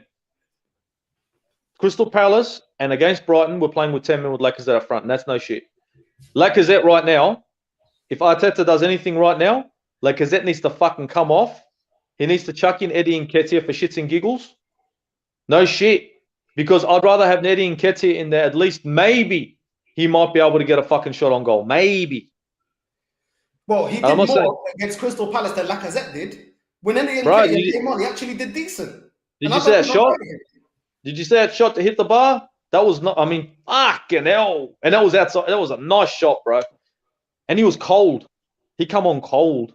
So. But this is what I'm saying, bro. Like, I can even give props to somebody, a player that I don't rate. I don't rate him, but he played well. He had more merit coming into this match as a striker than Lacazette did. Where is Pepe? Where the hell is Pepe, bro? Take Lacazette off, put Martinelli through the middle, and put Pepe on the left or the right. I don't care. Bring him on. There you go. I've been wanting to put Martinelli in the middle of the park fucking start of the season, but he won't do it. And Pepe, you want to have a laugh on Pepe? When I started digging into finding out what was wrong with him, it took a day and a half. And you know, everywhere I looked, it was slight injury and sick. Get the fuck out of here, man. That sounds like a fucking weather forecast. Oh, we don't know what the weather's going to be. Put a bit of sun there, some cloud. If it rains, we got it right. The fuck out of here, mate. Pepe, I'm telling you, man, he's ruled him out because he hates him. And I think the reason why he's got the shits is because Pepe came out in the media. They asked about his future, and he was like, I'm not certain my future in Arsenal. I think that's what happened. And I think he's seen that, and he said, well, fuck you. But the problem is, you can't fuck anyone right now. You ain't got the fucking squad. You got to suck it up and field him. Yeah, facts, man. Static says, Northside, watch Brighton. Will just sit back, defend, and take the win. Arsenal need to be extremely lucky to try and win. Yeah, because now they're going to do a Crystal Palace. They're just going to fucking play the low block. We're fucked. We're going to have to press the shit out of them, and that's going to expose us on a fucking on a transition and counter attack, which we've already been exposed a few times now. Exactly. You know what I mean? This is going to be Crystal Palace part 2. Brighton's second goal in 9 games. Bro, Brighton haven't won a game in the last 5. They drew against Norwich.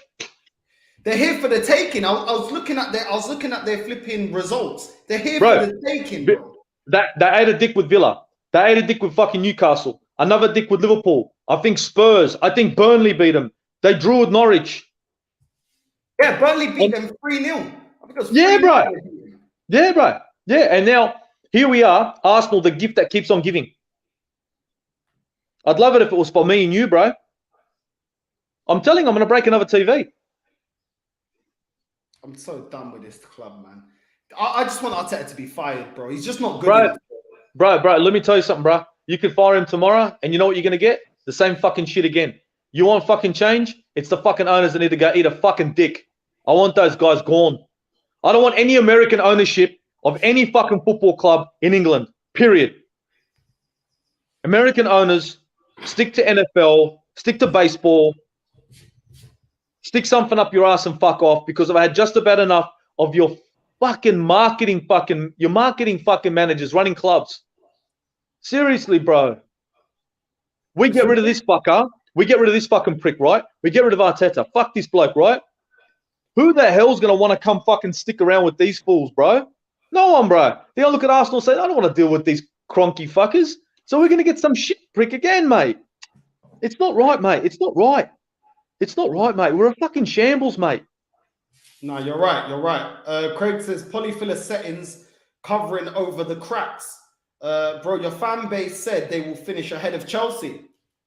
Yeah? Who's in the mud now? These fans are so reactionary. Now they want to start saying, oh, we should have bought in January. Why weren't you screaming that during the January flipping transfer window? You fills that puta. Why weren't you saying that then, now? But no, because we're winning games, it's all all right. I said it. I said to Forward, I said it during the January transfer window. There will come a time, that us getting rid of Aubameyang is going to come back to bite us in the ass. Bro. Informed striker, watch. Bro, Aubameyang, I was screaming for it, right? No shit. I was screaming, Aubameyang needs to be benched. I don't want him as captain, but I want him benched. I want him benched. You know what I want? I want him benched, relax, Sort yourself out. Get your head right. We'll get you on when we get you on. Use him as an option. He gets back on form. Use him as a fucking solution. But when they fucking got rid of him, I go, oh, that's fucking great. I got Eddie Nketiah and Alexander Lacazette that have got, what, 3 goals between them? Am I right? Am I right with that? 3 goals between the two of them? 3 or 4? Maybe 4 goals between them now? The fuck? Exactly. People think it's a better season based on the league positions, but the actual performances are just as bad as last season. Ads, I'm seeing that you're trying to jump on, bro. You need to switch on your camera, bro. I need you to switch on your camera, please. If you want to jump on. They said it was a blip. Losing to Palace was a blip. Chelsea losing to Brentford was a blip. Arsenal are just bang average with a very subpar manager. Facts. Absolute facts. If it's a blip, how are we getting outrun in the exact same manner? What are we working on in training? How is Cucurella bossing Saka? How the hell does Saka not come off? Because out of the two wingers, Saka needs to come off. Xhaka needs to come off. And Lokonga needs to come off. I'm telling you, Saka should be our left back. He should be our left back. But who have we got no, but this is the point though, bro. If you take Saka out, yeah, and you put him as a left back, then then what are you gonna start with? Nketiah and I'll put Pepe on the right. Okay, and then who got through the middle? I got Odegaard. I'll put El Neni there. Okay, in the 2, I'll put Iyasar where he is. As a false 9. Unfortunately, I've got fucking that dumb fucking Lacazette. I'll put fucking Nketiah in. I've got no one else.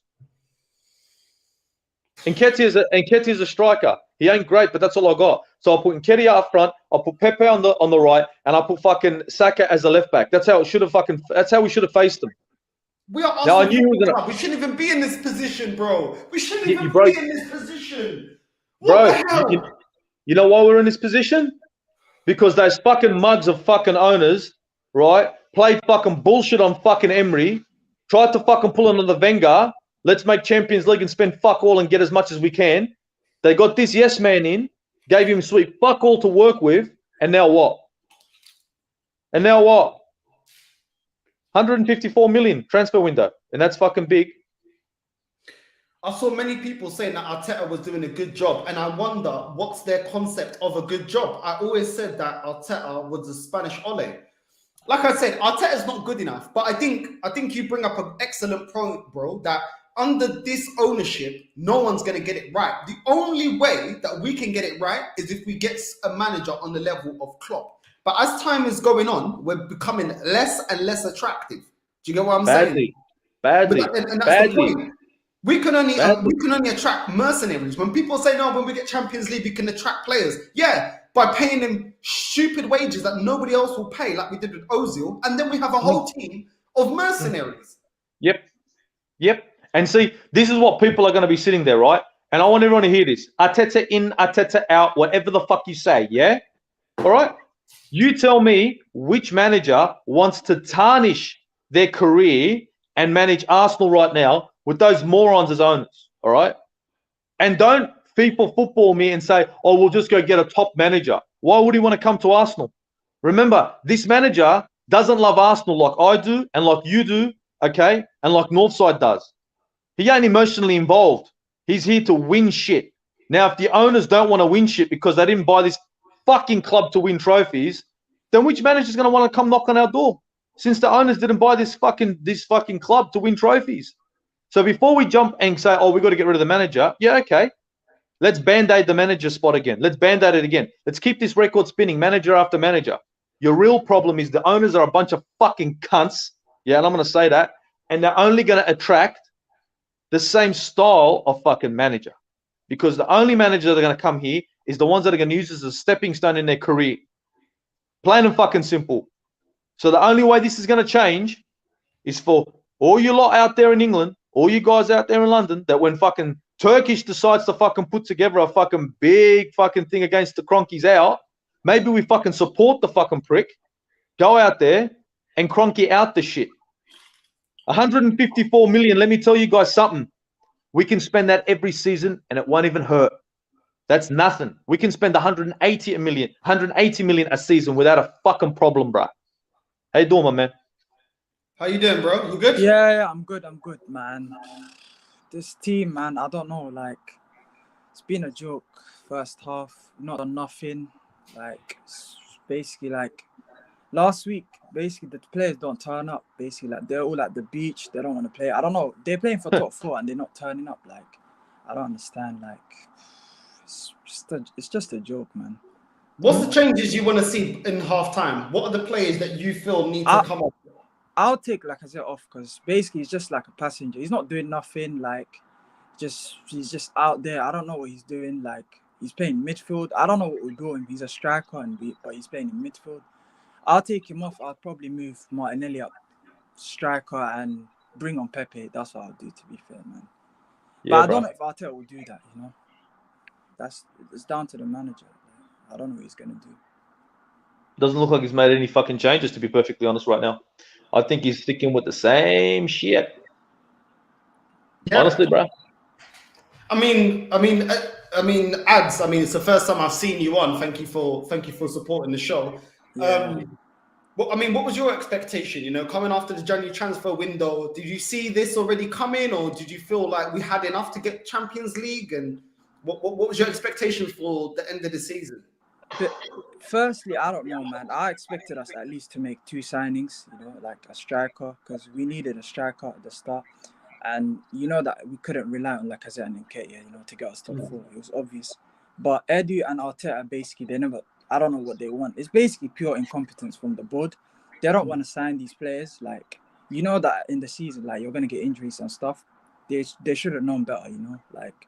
But they decided not to sign anyone, and like, this is what you get in it. Like, I don't expect us to get top 4 right now, you know, because we still got like Chelsea away, we still got West Ham, we still got Spurs. I don't know how we're gonna get those wins. Like, even if we got a striker on loan, maybe like could have got someone on loan, you know, that could do better than Lacazette. Like, I'm sure there's someone out there that can do a better job, you know. But yeah, man, it's looking peaks for us, man. What about you, Gunnar? Bro, look, honestly, in this transfer window that went past, you know what I was using it on? I was doing my feeler. I told Fuad, look, if we spend big, that means the owners are serious about Champions League. If we don't spend big, that means the owners are fucking with us. And guess what? We didn't spend big. So to be perfectly fucking honest, I'm shocked that we let Aubameyang leave. I wasn't happy with that. But I'm not surprised that we didn't buy anyone, right? And I'm not surprised that we raised ticket prices. I'm not surprised about that either, because Arsenal are being run like a fucking Walmart. Sell, right? Yeah, sell as much as you can, but make sure you got minimal staff, minimal overheads. That's what it's about, bro. These guys don't have you to made a great point before. You said that you don't believe that these owners want to spend big to get us in the Champions League, because when you get in the Champions League, you have to spend Champions League money. That's right, bro. Yeah, Champions League money to compete with the teams that are in the Champions League. Spot on. And I've said that before. And the reason why it becomes a commitment, bro. See? And these guys aren't committed to the club, right? So what they look at it and they say, okay, look, you know what? If we get into the Champions League, yeah, how much money could we make? Right? And it's like, we make X. What happens if we don't spend any money and not get into the Champions League? How much money will we make? We'll make Y. Okay, but will our overall investment, right? So I bought this club for like 1 billion, let's say. Will it continue to grow without us spending too much money? Yes, it will. Well, why the fuck am I spending money? I don't need that little nice. I don't want a trophy. I don't need that. How about I spend nothing, right? And my overall investment grows every year, right? Arsenal is running is like a commodity. If you put money in gold, it's good money. It sits there, you do sweet fuck all, and every 3 or 4 months, you see about 0.5 or 1% turnover. And that's how they see us, as a commodity. Zero investment. They don't want to look at it, and they keep on making their money. These guys have doubled their money, man. So they bought us for like what, 1.1 billion, give or take. We're sitting at a worth of 2 billion now. And you know how much they spent? Fuck all. What an investment, man. Conkies don't really care about Arsenal, you know. Like, you can tell, like, they're more into NFL than they are like Arsenal. Like, how many games has Stan Kroenke actually been to Arsenal this season? Like, you can just tell, like, it's like an asset for Kroenke's, you know, just to make money, you know, the side. That's Yeah, what bro. they care about. They don't really care Yeah, about Arsenal. They don't care. No, bro, they don't. They don't care. They don't care about you, me. You know what they want, bro? Let me tell you guys something. Anyone's watching this, they want to get rid of the real fans. Yeah, get rid of the real fans, the ones that give a fuck, the ones that lose their shit. Maybe like me, LDN, all of us. Yeah. And replace us with plastic fans, because Yeah. money's money. Doesn't Yeah, matter as if it's long my as money or your fans- money. Yeah, as long as fans keep buying merchandise, as long as fans buying tickets, you know, season tickets, that's all they care, man. They Yeah, just bro. care about their money, like their pocket. That's all they care, you know. They don't really care about winning trophies. As fans, we do, but that's not their ambition, you know. Like, There's no such just thing to as make glory money, when it like, comes to Cronkies. yeah, that's all they care about, to be fair. That's it. And that's why I want all these fans that are out there to stop looking at the puppet that's in front. Okay, and the puppet might be doing this, right? So the puppet's doing this. But if I'm pulling the Yeah, fucking man. strings of the puppet doing this, who are you going to be blaming? The puppet or the bloke pulling the strings? Look further back. Look further back, because that's the guy who hired Yeah, Arteta, right? And it's not like, oh, he didn't know. How about this for a flip side? If I've just spent £1 billion, right, and I'm going to have to get a new coach in there so my nest egg can continue growing, I think I'm going to be a little bit involved in it, just a little bit, because I want it to continue growing.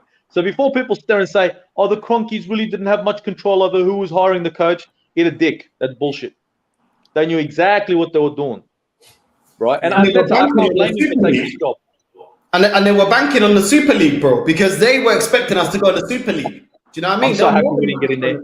they just I'm so fucking happy we didn't get in there. I'm like, eat that, you greedy pigs. I don't want to be anywhere near it, because all it's about money, mate. Money, money, money. because they wanted us to join the Super League, because even if we join the Super League, they just get money, like that's it, you know. We won't get relegated. There's no promotion. Like, Kroenke just NFL, know bro. that every year the NFL. money will just come in, like, straight away, you know. Like, even if we have bad squad, bad manager, it doesn't matter, because you don't get relegated. So that's all the Kroenkes want. It's They an just NFL get style, their bro. money. That's it. NFL's played that way. There's no promotion. There's no relegation. The money comes in and it keeps turning Yeah. over. You win, you lose, your money comes in. That's what they want. They just want money. They want two streams. They want the NFL and they want Arsenal. They don't care about us winning anything. Yeah. They don't care. They don't know who we're playing. They don't care. They don't give a shit. They couldn't care less. We can only hope and pray that some Arab comes out of friggin' God knows where and decides to buy us just for shits and giggles. Yeah, and this is why the fans are to blame, because how can the fans mobilize when we're saying, oh no, we don't want the Super League? Why can't we mobilize to get this ownership out? Because I tell you what, I remember when Man United fans mobilized together and they stopped. You know, Man United were sponsoring Chevrolet and all these teams and all these sponsors. They said no. They stormed the pitch. What did they go out and do? They went out and started buying Ronaldo and all this. Do you know what I mean? They didn't force them out, but you could see that the ownership started getting, you know, they started getting a bit jittery because they know there's power in numbers. If your fan base, you got a club and you're not buying their sponsorships, the sponsorships are gonna pull out. The club's gonna lose money. The revenue, the overall estimate of your club's gonna go down. Eventually, you're gonna be like, well, it's better to sell it now and get my money back instead of just running this club into the mud. There's always power in numbers, but the problem here is we don't stand together. It's all Arteta in, and you're in the mud and everything. Every time we win what? Since when is the aim to get top four? Under Arsene Wenger, we wanted more than top four. So why now, a couple of years after, top four is the aim? Why did we force him out then? You know why? You know why?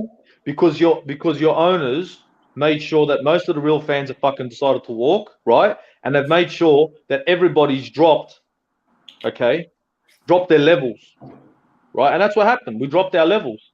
And it happened ever so slowly under Wenger. Just kept on dropping. When Arsene Wenger came out and said that top four is a trophy, that was the biggest fucking flag in the world, where I was like, bro, I hope you get by a bus. But you know what? Serious, man. I was like, you serious? Top four's a freaking trophy? I'll show you a trophy. Come over Australia. I'll show you a real good trophy. You come see me, bro. I'll show you trophies, bro. You'll be seeing stars. And the problem I have is that we kept on going down this path, right? This path of failure. We almost turned into Spurs. No shit. Where, just to be part of a final, is successful? Yeah. It's Arsenal Football Club. To be part of a final successful, if we ain't got silverware, we ain't successful, plain and simple. We ain't here just to make up numbers. You know what I mean? North London weren't shit until we were around, yeah? Yeah. Plain and simple. And now, unfortunately, because of these friggin' Yanks, I'm stuck with lackluster performances. I can't blame the players. I can't blame. I can blame the players to an extent. I can blame the manager to an extent. Yeah. But I can't blame him for taking the fucking job. Yeah, Let's but be you honest. can't blame him, yeah, because if you give him the job, like he knows that he wasn't like he was a rookie manager, and then and Arsenal fans, the Conkies know that we'll probably give him time if they started buying young players, you know, like they'll probably say if we finish 8th or 9th this season, still trust the process, you know, we still got a young team. We basically just, I don't know, like we've had youth, but what makes you think that these young players are going to stay with us if we don't get Champions League? Like, Saka will probably leave. Like, Smith will probably leave. Martinelli will probably leave, you know, like. And then we'll be back to square one again, like. And then we have to rebuild again. And they're just going to bring another manager, another yes man. Like, just. Exactly. It's a joke. Like, it's never ending cycle. It's a revolving door. Exactly, never-ending cycle, revolving door. And the problem is people are too busy getting caught up in the Arteta in and Arteta out. Do yourselves a favor, Arsenal fans. Stop looking for a trend and stop looking for somebody to tell you what to think. Don't let anyone tell you what to think. Do yourselves a favor. Look at the current situation and think one little thing. Just think about one little thing. Yourself. You want to win, right? That means everybody that's part of your club needs to be wanting to win. Right? Everyone is saying we want to win. Not everybody wants to win at this club. Yeah, like our ambitions and Kroenke's ambitions don't align. Like, you know, we want to win, but they don't want to win. So, you know, like it has to go one way. So, you know, it's gonna be like they're just gonna bring another manager. Even if we sack Arteta, they'll bring another yes man. You know, and then we're still gonna go through the same shit again. Like, it's all bullshit. You know. Yep, and that's why I keep telling people stop looking for the easy answers. I know the hard answer is the owners, and nobody wants to talk about that. Oh, there's nothing we can do about that. So we just give up. Yeah. Just give up. Let's just look for another excuse to point a finger at it, dude. Let's get rid of Arteta. Who are you going to get in? Who are you going to get? Who's going to be attracted to this? Who? Tell me who. Who? No one. No one's attracted. And then if you do get someone in, he's going to be on par with this fucktard. So then what? If we're gonna get a decent manager, we'll probably have to throw some money at him, you know, like. Bro, you can throw all the money in the fucking world, but you gotta guarantee this decent manager a decent transfer budget, right? A real transfer budget.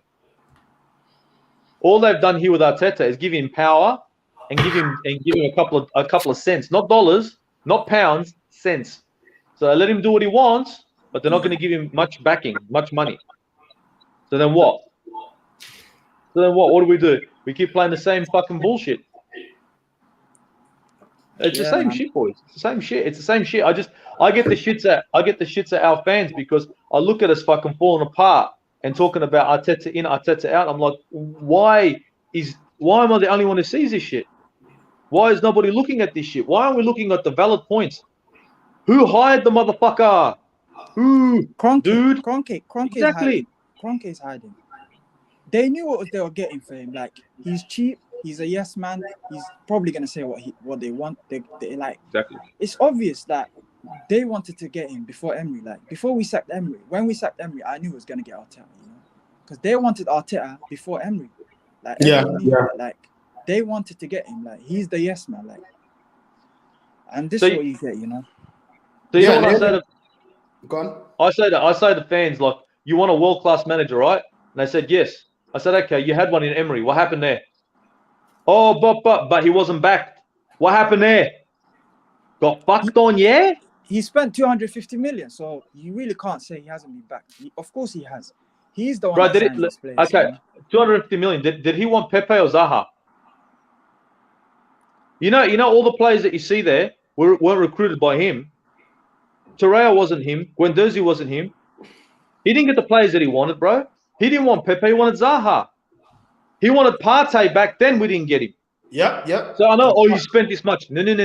See, Arteta's involved in the hiring and firing and the signing of players. I call hiring and firing because it's all employees, yeah?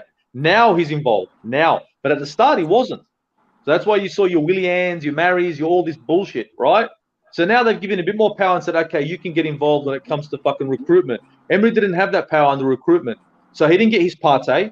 He didn't get his Zaha. And all the other players that you saw on that fucking pitch weren't his fucking picks. Torreira wasn't his. Right, Guendouzi wasn't his. Now I'm not saying they're not bad, they're good players or bad players, but he didn't pick them.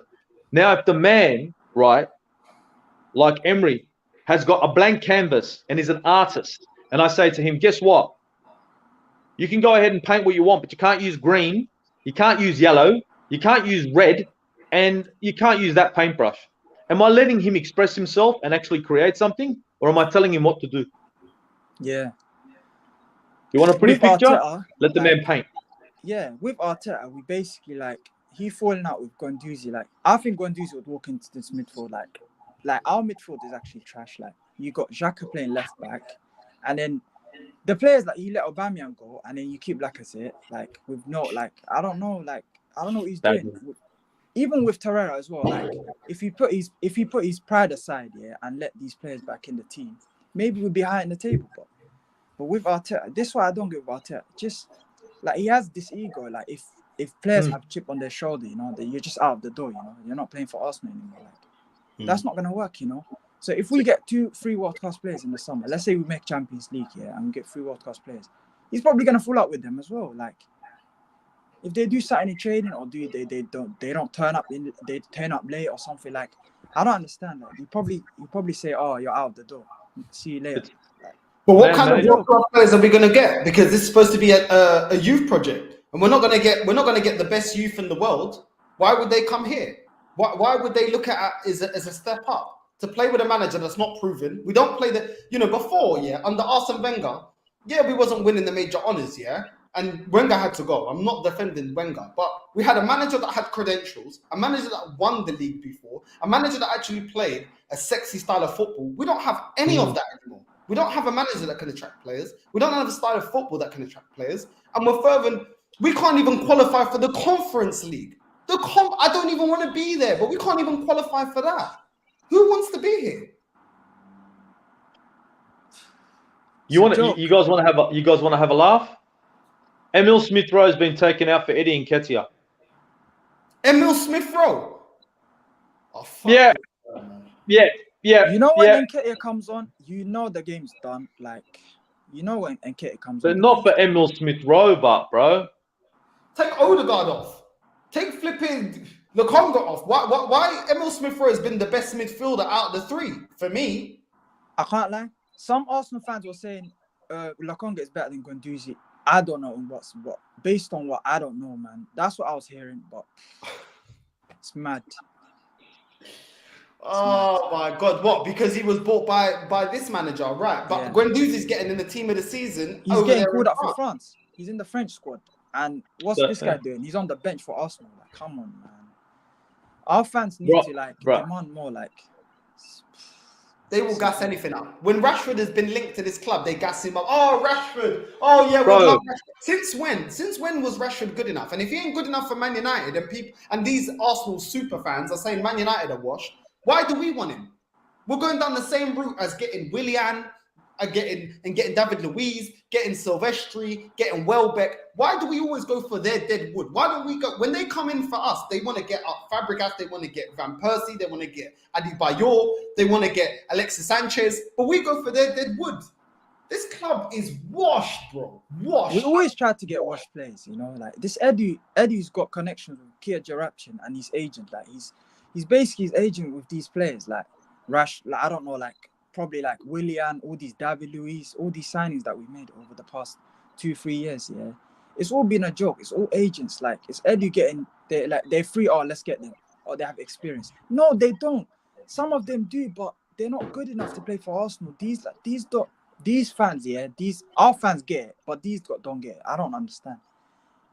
Yeah, well, that's why Raul Sanllehi got fired now, because apparently we overpaid, and apparently there was a couple of backhanders going towards him, and then he got fired. So I can believe that because we've already seen that. And you know what? And you know what? So it's sucked in because you know what? These owners, all right, are a bunch of thieves themselves. So it's funny how they hired another thief. You know what I mean? It's funny how thieves are attracted to thieves because these owners have been stealing from fucking Arsenal for a fucking long time.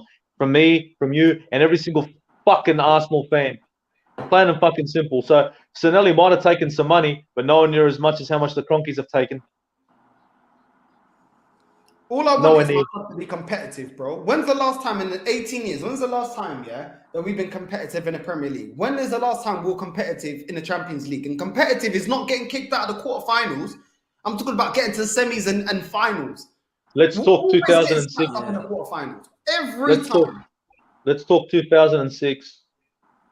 Even with Arsene Wenger, even with the teams that we had, like we had good teams, like better than this. But even though we used to get like group stage and then round of 16 probably gets every season we used to get slapped every single season.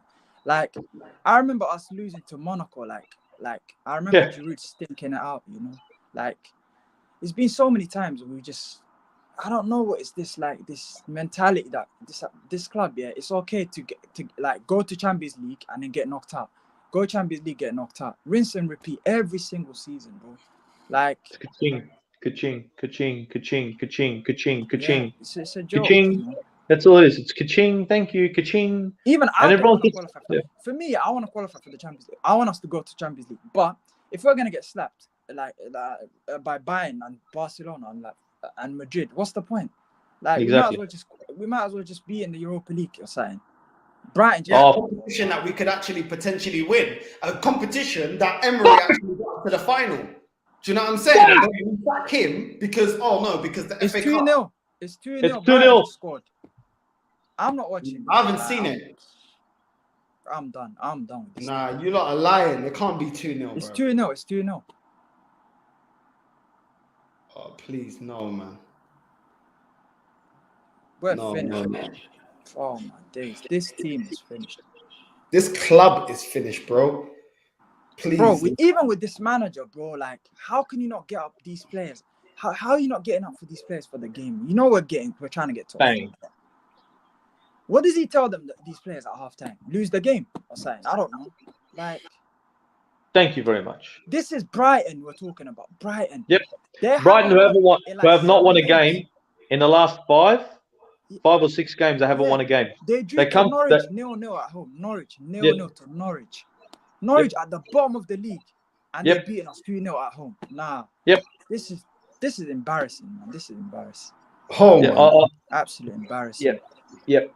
Oh my God. Can't do this, man. With this team is done. Like season's done. I don't think we're getting top 4, even top 6. Oh look. I'll be honest with you. I've said at the start we're a top 6 team, overachieving, and now we're going back to where we should be, 6th. So, and you know what? Even, if we still have to go Chelsea, West Ham, Spurs. I don't know. We could be 8th again, or maybe 9th. I don't know. Like, look, I reckon with this sort of fucking lackluster performance, 6th is the best we're going to go for. This is fucking pathetic. It's absolutely pathetic. But end of the fucking day, if we can't beat Brighton, there's no hope for us, man. Like, there's actually no hope for this team, man. Like, seasons might as well, like, these players might as well just leave and go on holiday or book their flights or something. I don't know, man. Season's done. I said season's done when we got knocked out of the Carabao. I said season's done when we come out of the FA Cup. Season's done. Whether we got top 4 or not, the aim is not even top 4. We can't even do that. I thought, okay, maybe this team could try to get top 4, you know, after letting us down, not qualifying for Europe, getting knocked out of both of the cups. 2 cups, bearing in mind, that are the only competitions that we can realistically win, yeah? Nah, we go out of that, yeah, in favor of getting top 4. He's thrown everything at getting top 4, and now we're not going to get top 4. With a Man United that is in shambles, people are telling me, with a Tottenham that's in shambles, that only got a manager right now, yeah, with the West Ham that, they're not good enough, they haven't got enough rotation. We don't even have a world-class flipping starting lineup, let alone rotation. It's pathetic, bro. It's absolutely pathetic. Get Arteta out tonight. I want him gone, bruv. I want him gone. I would sack him, like, in the tunnel. Like, I don't know, man. But we're not gonna. He's not going. He's not going anywhere. He's not going anywhere. If he finishes 6th this season, he's not going anywhere. 6th. There were He some finishes fans. 6th. There were some fans that if we get top 6, that's a good season because that's an achievement from last season. Like, bro, what are you It's not an talking about? achievement. There's actually some It's what's fans that going to were happen. saying that. But There was it's not an actually some achievement. fans that were saying that. But this squad is top 6. And that's not an achievement. You don't have to say like, you see, this is the thing. Everyone wants fourth, right? You can all want it. Realistically, you look at the squad, and even at the start of the season, I said the best, we'd be lucky to be top 6. Lucky. But that's the best we can be. Top 6, top 4 is overachieving. And now we've been overachieving. We have been. So I know it's fucking horrible. I know everyone's got the shits. But this is the reality of it. We needed a striker. We needed to spend at least 90 to 100 million in that transfer window. We didn't. And you know why? Okay, if the Cronkies wanted Champions League football, the Cronkies won Champions League football, they knew how skimpy our squad was. I know Arteta would have told them, right? Would they have not given him the money to fucking buy a fucking player? Yes, they would have. But they don't want Champions League football. Desired effect. They want to make this process go for as long as fucking possible.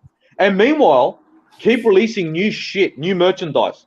Make sure the new merchandise keeps coming out and make sure that the fans are paying 4% more next season. Because that is important, not handing over money to the fucking manager that we love so fucking much. Because this is their boy. Apparently, they like him. Bro, I don't know how people didn't see it was a warning sign that Lacazette and Ketia, El Nene, all of these people running down their contracts more than happy to walk away for free. That Callum Chambers is more than happy to just leave. Yeah? Aubameyang is more than happy to just leave this club. Yeah? So many people are so willing to just leave this club, but that wasn't a warning sign for the fans. They didn't think it was a warning sign. He was on 200k and he left because he wanted to go. Exactly. But Arteta told him we're going to win the Champions League in 3 years. I'm not going to say nothing, you know. I'm done. Like, bro, how long have you? How old are you, by the way? Just a random question. How old are you? Who are you asking? Ads. How old are you, by the way? Well, I'm 21. You're 21. Yeah. So you never seen us win a league title? I've never seen us win a league title. I've only seen us win. Oh man, you ain't seen shit, poor bloke. I feel sorry for you, bro. Oh, me and Bruno, we've seen league titles, we've seen doubles, we've seen. You know what? I just feel like, you know what? At least we've been able to see that, bro, because this squad is a shambles. We're never gonna see it again. Not for a long time. Shocking, man. This team is shocking, but all our fans are overhyped these players, you know, gas them up like they're the next big thing, like saying they're generational talents. But what, bro, this is what happens when you gas these players up. They're gonna think they're better than they actually are, you know, like this is what happens, bro. Bro, look, you know what it is? These guys, these players, they're not rubbish, but they're not star-studded yet. They got them quality, but they need time. And the thing is, players like these play for Chelsea, play for Manchester City, and develop over a game here, a game there. But because this is Arsenal Football Club and we ain't got the money, we got to start them. And it's a process. The process is spend fuck all, hope that these players are going to become a success and become superstars, and then look like geniuses. If it didn't work out, fire the manager, try it again. And everybody will play the same. Everybody will be like, oh, it's the manager. You are fucking kidding. Oh, there you go. Martinelli has come off. Nicola Pepe has come in. Wow. There you go. Pepe's coming on now. Wow. Pepe's come on. Yeah, because we can't start Pepe because he was ill. Oh, but he's not ill enough to fucking come on as a substitute for fucking Martinelli. Now, we couldn't have put him on the right-hand side and put fucking Saka as left-back. Couldn't have done that. Because Saka's then done sweep fuck all in this game. And why did he drop Tavares, yeah? He's the one you don't want Tavares. You don't want Tavares. I don't understand. No. You don't play Tavares, but he's the one that signed him. Yeah, I know that. But you don't start Tavares. Not after the fucking shambles. I know he's had bad games, but at least he's got a bit of pace, you know? Xhaka don't have any pace. Yeah, If you but just run at him, that's it. He's a he needed to liability. he needed to put Saka in as left back. Problem is, to do that, you need to have some cojones. You need to have some balls. I would have put him in as left back, put Pepe on the right hand side, and said you're doing a fucking shift as a defender. Plain and fucking simple. But instead, he decides, oh no, Saka's my golden boy. Saka has not looked good for the last 2-3 games. He's looked 50-50. In this game, he's looked fucking horrible. Yeah, Saka has been bad. He's been bad. Like Crystal Palace, this game, he's been bad for a few games now. I don't know, like, and he knows he's not gonna get dropped because Pepe is not gonna start. Like Arteta don't rate Pepe, you know. Exactly. So he's got nothing to worry about, has he? So all these players, they're like, even if they play bad, they're gonna start next game because they know they don't have to compete with anyone. You know, there's no competition at Arsenal. Exactly. No, there is. Competition's all out the window, bro. It's all gone. Yeah. It's these are my lucky 11. You know what I mean? Like there's no lucky dip. It's just this is the lucky 11. Honestly, boys, it's this game's over. Like I watched Everton Man United with Football Capital, all Man United boys, and I told them, I go, you know what? I've said at the start of the season, United and Arsenal are in sync, right? I go, we're in sync, man. We're in sync. Fuck, I hope this don't happen to us. And the boy's like, nah, bro, nah. I go, no, we're in sync. We're in sync. Merry Christmas. They lost to Everton, and we just got fucked on by Brighton Hove Albion. And even if we score a goal now, like I do not see this team with the players that are on the pitch now, no Martinelli, right? Because he's the only player that's got as an attacking threat to score a goal or score 2 or even to score 3. Nah, not gonna happen. We don't have the quality. Yeah. 3 points. United 3 have points the drop. squad. United, don't get me wrong, yeah. United have the squad. Like they've got actually quality players, but we don't. But United are just underachieving. They don't have the manager. That's the thing. We don't have the manager and we don't have the squad. So I think United's issue is their players. They've got a squad on paper. They ain't got a team. You see, the thing is, when you play football, you can have all these star-studded players, bro. You can have some great guys, but if you don't come together and gel as a team, we're fucked. We're individuals. I've played against boys, man, where none of them are superstars, but they come together and they're aware. Bloody hell, mate. When you get a team, when you play against a team, you fucking work hard. And United at the moment aren't playing like a team. United and Arsenal, it seems as if the players don't want to play for the badge. And what shits me, and I was going crazy, right? I was going crazy at Wan-Bissaka because he was just so slow and not giving a fuck. But I'm seeing it here. These guys, you need to go out there and leave it on the fucking pitch. You need to go out there, leave it on the fucking pitch. This is not leaving it on the pitch. This is leaving it in your pocket so you can go out later on and go to the pub. Yeah. This is park football. The one thing I'm looking forward to is the pub. Like, is that's going to fuck this? Yeah, for sure. Yep, that's fucked. Yep, out the window. Yep. Pass. This ain't Wenger days. You can't pass it into the back of the net. We don't have an identity. We don't have a style of play, We don't know. We do, but it's just rubbish at the moment. I don't even think we do have a style of play, bro. What's a style of play? I don't know what it is. What do you call it? I don't know. Like, oh my god! 1 week we're pressing, like we're winning, trying to win the ball back. Next week we're trying to play possession-based football, and then what's the other week? I don't know. Play defensive and play on the counter. I don't know. We don't have a style. Like I don't know what we want to do. I don't know what Arteta's trying to do. He's been here for like 3 years. Like, look at Eddie Howe. He's been at Newcastle for like 2-3 months, I think. And like you can see a clear identity, a style of play. What they get the ball, they press. We don't do that. I don't know. Like. When we play pressing style football, when we press defenses and we play in that manner, high tempo, energy, we get a result. But it's as if fucking, I feel sometimes some of these players are just fucking, they're either on or off. Seriously, there's no way in the world Arteta's going to tell these guys, do not press Brighton. You know what I mean? You're going to tell your boys, don't press. If you're going to tell them to do that, then you might as well just tell them to hang out, cop the goals, eat a dick. Because that's what we're getting now. Like, this is fucking pathetic. It's a pathetic performance. I think every single player on this pitch right now, hang your head in fucking shame. Like, we're playing, you should see, we're playing long ball, over the top. What, today, this is the 10th loss in this season? Like, that's bad.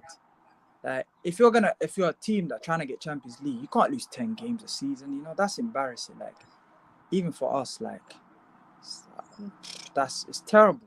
Like Yeah, bro.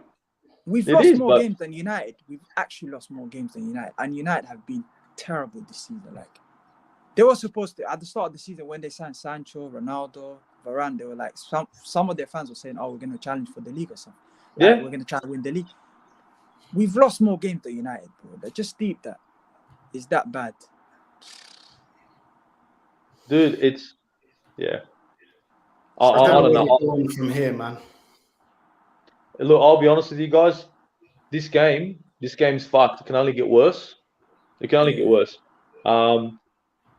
They're honestly right now. Brighton are laughing right now. They are fucking pissing themselves laughing. And I know it's like, oh, it's because they've got a better manager. I could take Brighton Hove's manager now, Harry Potter. Okay, and he could take care of Arsenal for me. But you know what? The result won't be special. The result won't be great. The result won't be fucking Champions League football. The result won't be fucking invincible. The result won't be anything but mediocre. Maybe not as mediocre as this, but not much better. So unless we're gonna be jumping and playing this process thing for the next 10 years and getting managers that are slightly better, and everybody's gonna keep buying the kits, we're not gonna see shit. We're not, honestly. The Cronkies are taking the piss. I'm still shitty, and I'm not going to games. I'm in Australia. I can't go to a game, right? But I'm still got the shit that you guys over there are gonna have to pay 4% more for your fucking tickets. They're lucky I'm not over on your end, because I would be fucking ready to go to war for that. Not because of the money. Fuck the money. Keep the money. The principle. Why am I paying 4% more? Yeah, I'm not bothered to go and watch these, man. Like, I'd rather save my money than waste like my money on give it to Cronkies. Like, they're not gonna spend it. Like, they're just gonna they're gonna take it and invest it into their flipping franchise they got in America. You know, they don't care. Yeah, like, bro. Of course, bro. They're just gonna grab that cash, buy another ranch. Yeah. You know. How do you think the Cronkies built that stadium? Like it's worth about $5 billion. You know. So do you see how it looks, man? It's actually mad. With all that money, they basically take it out of Arsenal, man. Like every season, they just take the Arsenal money, just use it to invest their other businesses they got. We're basically like a side hustle, you know, a second job. What you say, second, bro. Like I don't know. We're not even the main course. We're like the side chick, yeah. Yeah, bro. That's what we are, man. To the Cronkies, they don't care. We're that chick that you call when you fucking just need to get it on. You're not happy about it. But you're gonna make the phone call, bro. You make the phone call. It's like, fuck, I can't believe I'm making this phone call, but I'm doing it. Fucking hell. Look at this. Man. Look at this. Oh my god. It doesn't matter who he brings on, man. It doesn't matter who he brings on. No. The tactics are dead. The squad is dead. This is the thing, yeah. Crystal Palace, we all saw that Nketiah came on too late. Pepe didn't even come on, yeah.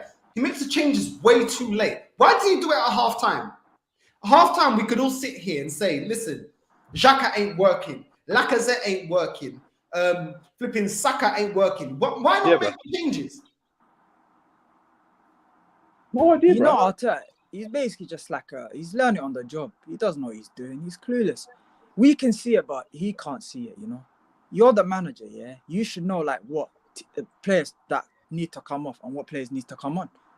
It's the basics. Like, if you can't do the basics right, then I don't know about him. Like, Arteta is just basically like, okay, if this don't work out, we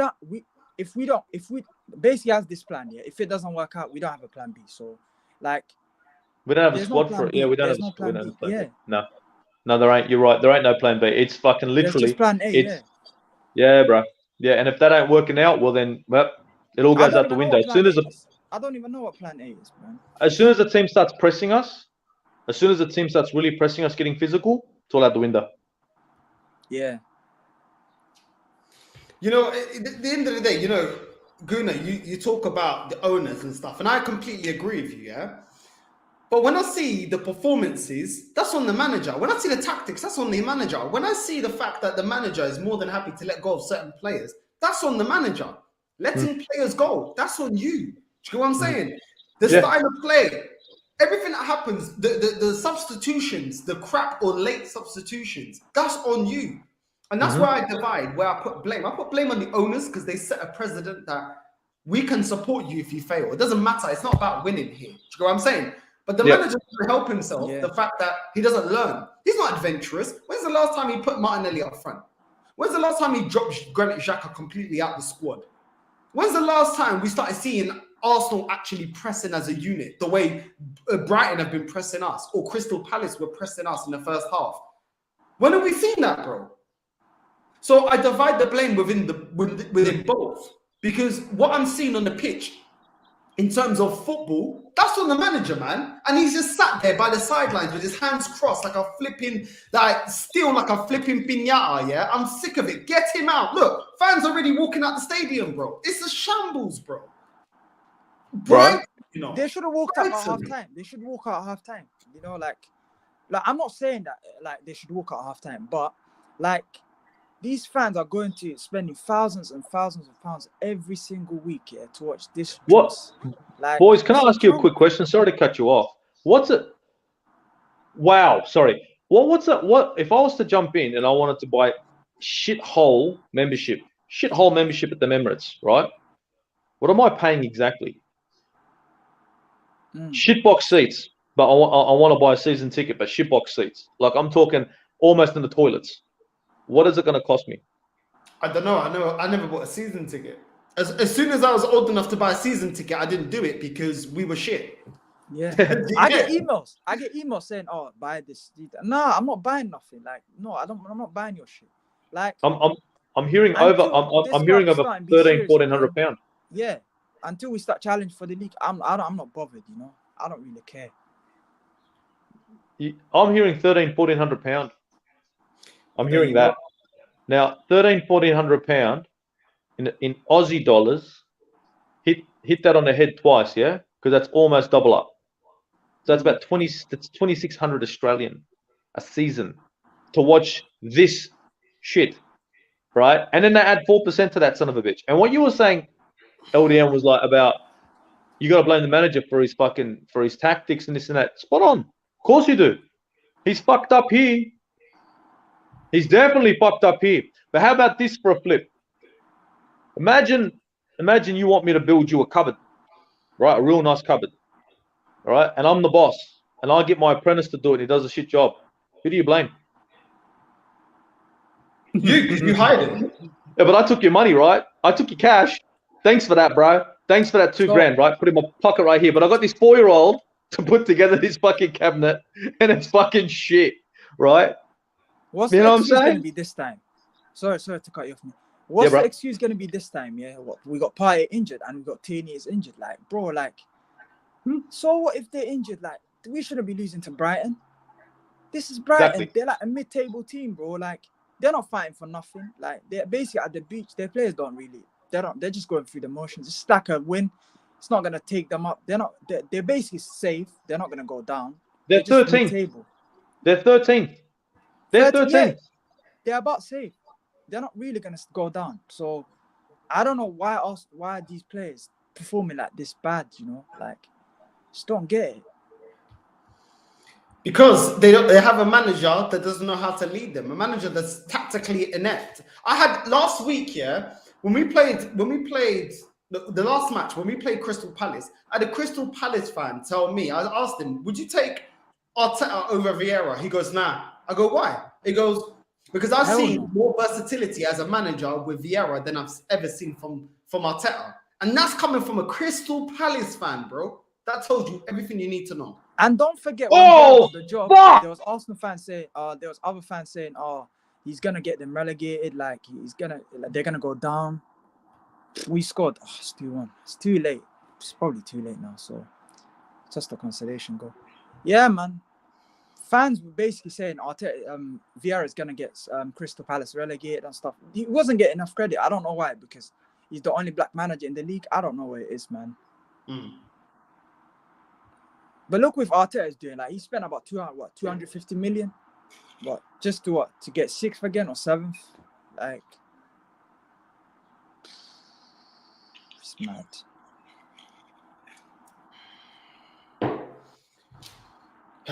I don't know. I don't know where we go from here, boys. Like, Arsenal fans need to just come together and demand more. And demanding more is our club being run properly. But they won't.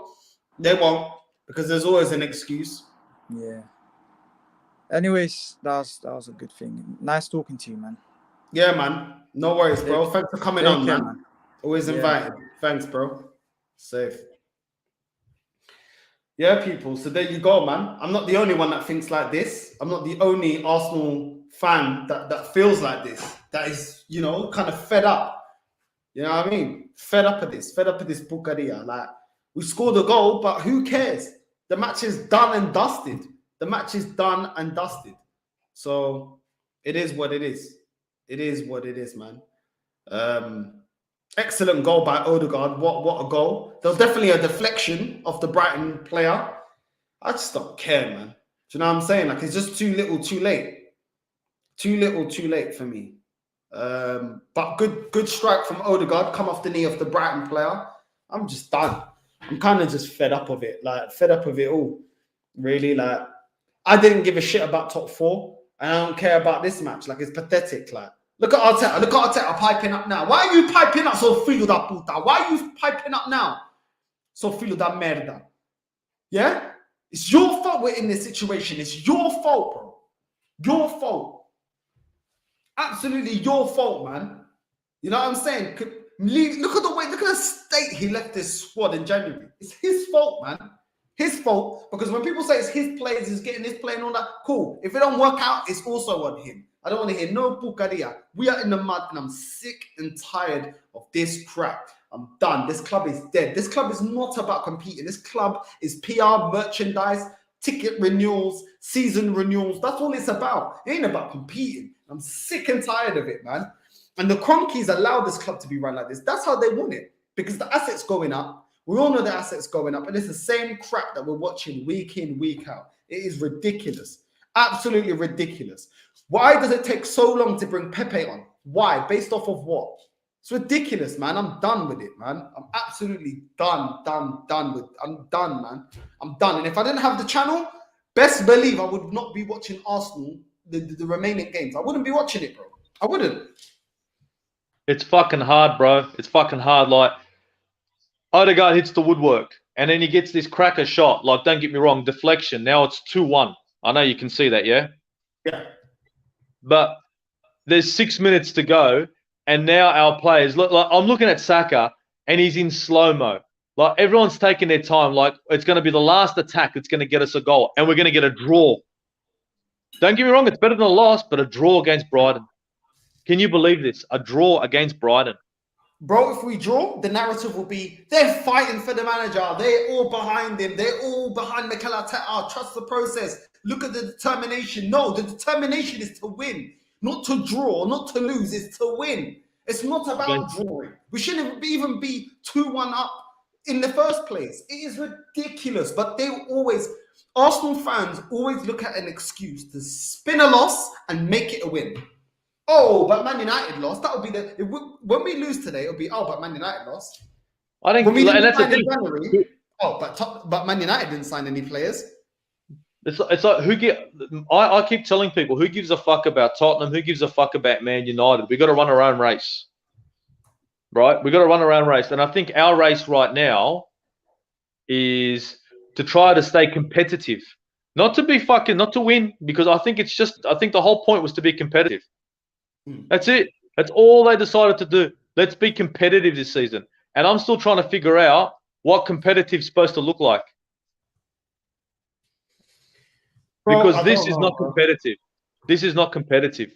This is if we're supposed to be competitive, right? We needed to be fucking really competitive in the transfer window, and we weren't. And this is why we are where we are. Seriously, tell me, what has Lacazette done in this game?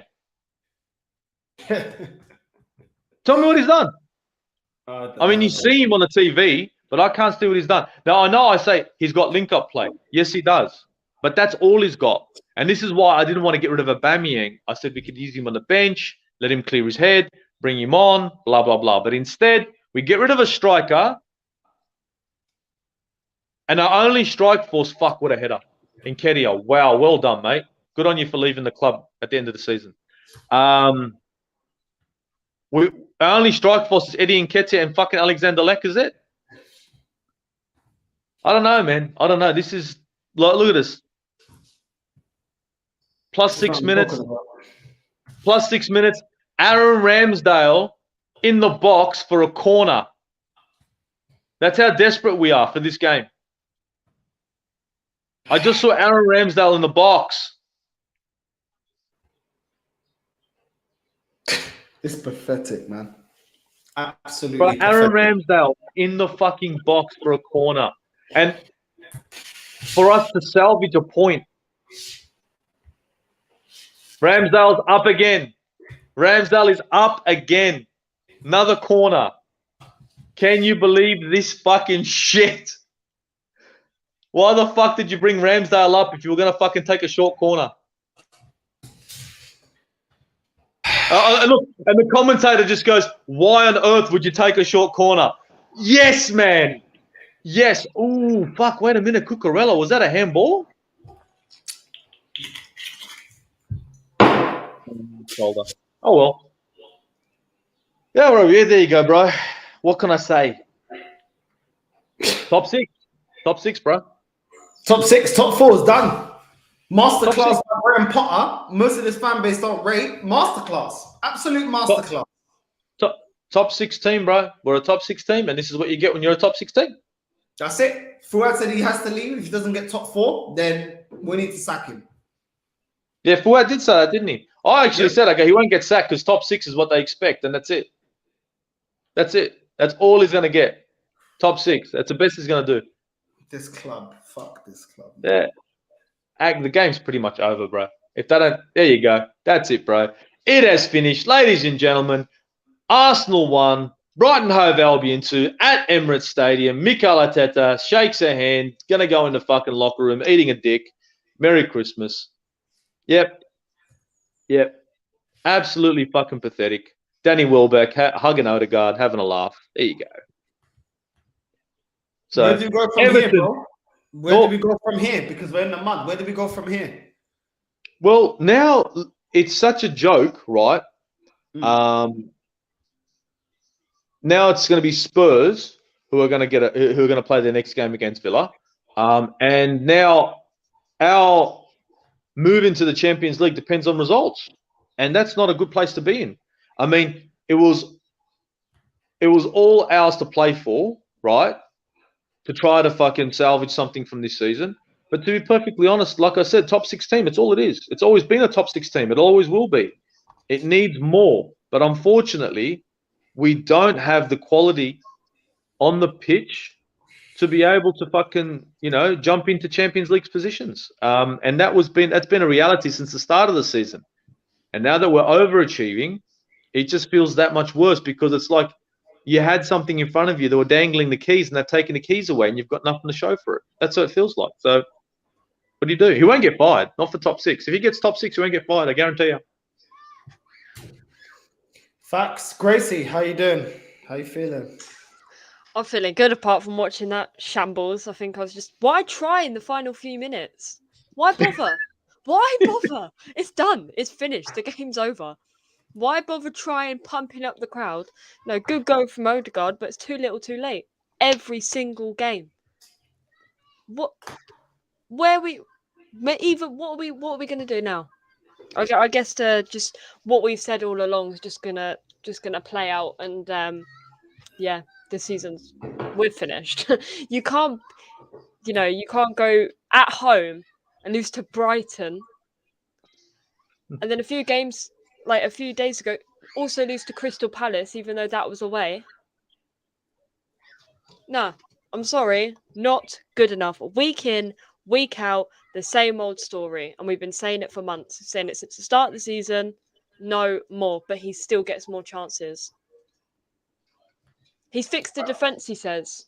The defence looks great, doesn't it, people? It's ridiculous. And then making a tactical change when you shouldn't have even played Xhaka at left back anyway, because he's useless at it. There you go. I Useless. still reckon Saka should have been there. But anyway. And then he takes off Martinelli for Pepe when you should have taken off Saka for Pepe. And you should have kept Smith Rowe on, and I would have taken Lacazette off even to put Nketiah on. Yep. But he doesn't. No, don't touch the Wonder Kid. It's fine. No, leave him. Leave him. He's fine. He can put in a poor performance all he likes. He's still going to play. He should be playing left back. No shit. I He's want done it him to play. before. Yeah, and that's why I wanted him at left back. I go put him at left back, leave Xhaka in the middle of the park, leave him where he is, right? Put Odegaard beside him as a number 8, which is what he played today. Leave Emil Smith Rowe as a number 10 because that's where he sits and he loves to travel into the number 10. Throw your Pepe on the right. If you have to stick with Lacazette, let's try him for 45 fucking minutes. Martinelli on the left, and if it doesn't work out, throw in Nketiah in. You still got Lokonga there. You can put him on in the second half. You can do a whole bunch of shit. At least you have somebody who can play left back, not somebody who's out of position trying to play left back. Saka in this fucking game was no attacking threat. He pisses me off sometimes because he reminds me of fucking Raheem Sterling, where he does a little fucking, this little shimmy, and we go, yep, he's going to cut to his left now. Predictable. He's going to cut to his left now. Guess what? Cedric did an overlapping run, but I'm going to cut to my fucking left. So everyone's talking about, oh, Tom Yasu doesn't overlap fucking Saka. No, he does. Saka just does the same shit and pull to the left every time. He cuts in. So, and it's slow. It's not like Martinelli where he'll cut in quick. It's a slow little Sterling move, right? He should have played left back today. Yes, that's manager's fault. Yes, it is. 100%. But remember, this apprentice is trying to build me a wardrobe. It's not looking really good, you know. I paid for the wardrobe. It doesn't look like a wardrobe. Looks like a shoebox. Saying. Nah, we're done. Our season's done. There's no way. We can't get top 4 unless we beat majority of our games when we have Tottenham, Chelsea, Man United, even though they're pretty poor as well. It's just going to be poor against poor. It's going to be horrible to watch. And then again, they'll probably still beat us, even though Man they're United. below. You know, it's going to happen, and we've said it. And I guarantee you, after this game, he'll still be manager. He'll still be manager at the end of the season, and it's simple. Do you reckon, like, and this is my theory, that we've got this wanker as our manager, right? And he is. I'm not Arteta in. I'm not Arteta out either. Because the problem I have here is that everyone's saying, oh, he's shit. Yeah, we know that. But he was hired as a shit manager. So what do you expect, right? But if we were to get rid of him, right, who do you see attracted to the job as long as these wankers own us? Tell me who, in actual reality. You're going to have to pay them some real money if they're going to want to come. The only reason why they want to come is not the board, and it's the history. And that's all we can bank on at the moment. God help us, eh? So, I reckon us three could do a better job. Don't get me wrong. I think if we really wanted to, we can go get any manager we want. How's But that? we're Arsenal. That's the only reason that you could say is because we're Arsenal. We weren't. No, we're not Arsenal. We're not. So we We're not- were why not, Arsenal. we're not? No, we were Arsenal. You know when we were Arsenal? In 2011, that's when Arsenal ceased to exist. From then, that's when we become a joke. So the Arsenal that I know, the Arsenal that I grew up with, the George Graham days, I hate to say it, that Arsenal's gone. This Arsenal exists, right? So our history was great before the Cronkies. But now with the Cronkies that have gotten more and more involved, now we're this Arsenal. Now, I don't know what this is. This is fucked. But this is where my dilemma is. Imagine you're a manager and you're not attracted to the club for the history. Like, you don't love it like you do and I do. What would attract you to this club? Nothing. See what I mean? But the problem Fucking is, hurts. in these situations, it's not just the manager that's to blame as well. It's the players. Oh, yeah. Do those players look like they want to play? No. Nope. They're passing the ball around. Xhaka at left wing back. He had at least 5 opportunities to drive forward. He passed it back every time to Gabriel. Every single time. And we lose. We lose at home to Brighton. Nope. I know. It's a fucking shambles. I know. We put it's and you know what? If he finishes 6th, because this is a top 6 team, and if he finishes 6th, which is what should be our final finish with this squad, that will be a success because it's slightly better than what the fuck he finished last season. We can still get 8th if we want it. Well, not. Well, I say want. It's probably going to happen, but it's still a possibility. I think I predicted 8th, so come on my prediction. We're Yes. doing great, and yeah, let's keep losing. Honestly, for me, just get him out tonight. Get him out tonight. It is beyond ridiculous today. Beyond ridiculous. Capitulation against Crystal Palace. Now we're capitulating against Brighton. 2 goals, yeah? 2 or 3 goals, yeah? In 9 matches, yeah? And 2 of those goals have come against Arsenal. Absolutely ridiculous. We came into this game after Man United bottling it, yeah? Against Everton. How are we, yeah? Regaining that trophy, that Banter Club trophy. No. Let's put it up, yeah? Put it up. How are you taking off Martinelli? From the first minute, Martinelli was the only player that was pressing. And what were Brighton doing? 3 man on him. Why? Because they know that he's a problem. Saka was shit. Saka was absolutely shit. The performance from him was a more pukadia. He was ineffective. But yet he stays on and Martinelli comes on. For Pepe, I'm glad to see Pepe come on. But why is it taking 70 odd minutes for Pepe to come on? How does that make sense? Why is Emil Smith-Rowe coming on? But you know the justification will be? But Odegaard scored. Yeah? And Odegaard did score. Yeah, cool. He did score. But his overall performance was dead. His overall performance was rubbish. It's not just about what you do in an instant, scoring on an assist. How's your overall performance? It wasn't good enough. And if anyone needed to come off in the midfield at half-time was Lokonga. He was shocking. Why didn't we put El Nene?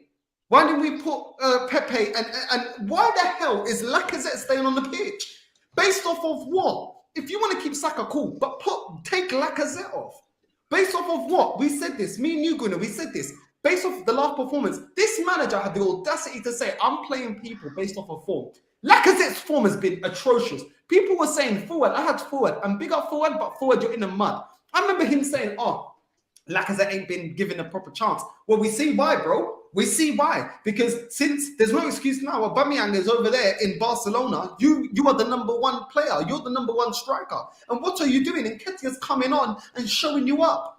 A guy that's not good enough. A guy that doesn't want to sign a contract and he's showing you up. We're in a shambles. The fact, I always said, yeah, this was always risky when you're going in, yeah, fighting for the top 4 with 2 strikers that don't want to sign for the club. They're not playing. Nketiah is now trying to put up performances. It's not for Arsenal because he ain't signed the contract. It's for the next club. It's for teams in the summer to be like, oh, whoa, look what he done. Look what he done against Crystal Palace. The team was shit, but look at him. He stood out. Do you know what I'm saying? It's not because of us. It's ridiculous. Yep. What does Odegaard bring us? Emil Smith-Rowe, one of the few people that drive forward, he was shocking. But was he more shocking than Odegaard? Was he more shocking than Lokonga? I said this at the start, before kickoff. I said, why are we isolating Lokonga alone? Yeah? And people may say, okay, well, Northside, you said you wanted Lokonga next to Onene. Then it's a little bit more too defensive.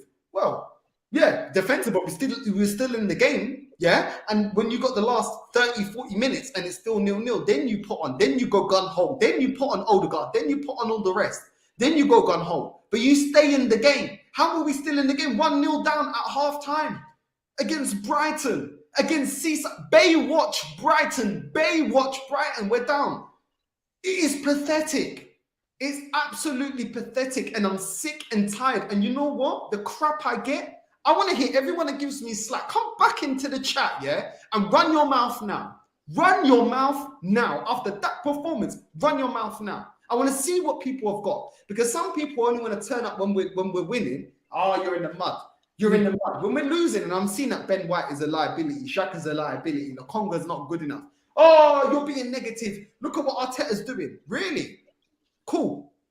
Any excuse that you can form, yeah? Based off of money spent, based off of manager, because apparently, you know, was Graham Potter, was he brought up next to Pep Guardiola? No, he wasn't. So why are we getting outdone by Brighton? Because they don't spend more money than us. Apparently, to the super fans, they ain't got a better manager than us. I'm fuming, bro. I'm fuming. I'm working. I'm on 24-hour call out. Bro, good. Gunnar, you saw I had to mute it and go and be on the phone. For what? For what? If I didn't have this channel, I wouldn't be watching Arsenal to the end of the season because I'm sick and tired of this shit. I'm sick of it. I'm tired, bro. I'm done, bro. I'm done. Bro, I feel you, bro.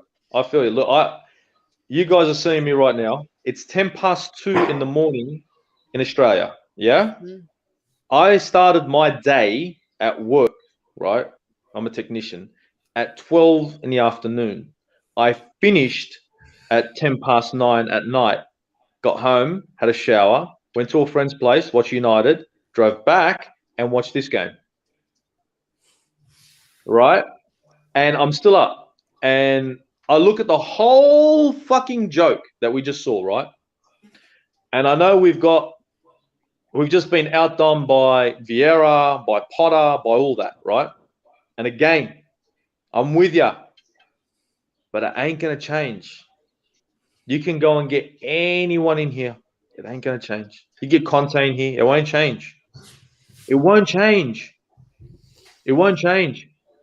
Because these players are not. These players did not perform today. These players aren't crap. They just didn't perform today. They didn't perform at Crystal Palace. These managers looked at his fucking squad and he can't fucking set them up correctly, right? And he can't, I don't know, select the right players. But again, if I'm an owner and I'm in America with my head up my ass, am I not seeing this? Okay, how about I'm not seeing this? Would I not have somebody, because I've got billions, look over Arsenal and give me a little bit of a poke, little poke. Stan, shit's gone bad, right? But the problem is, he's not getting a little poke because this is the desired effect. The longer we stay in this fucking loop, right, where we finished 8th, we finished 6th, we finished 5th, 4th, maybe, right? But it takes 3 or 4 years. The more money they make, the longer they're around. And guess what? We go from £1 billion to buy the club, 1.1, to 2 billion, spent nothing, to 2.8, right, and still spent nothing, and maybe finished 4th now, finally, right? Do you get me? You get me? Then they can sell the club for 3.3, and only spent, and you know what I'm saying? You know what I'm saying? That's the side effect. I know it sounds horrible, but they didn't buy this club to win trophies. When we had that goal disallowed, bro, did you see me and you? I was laughing, bro. I was laughing how Martinelli ran. He didn't even run to Arteta. He ran to the assistant. He ran to AirPod Albert.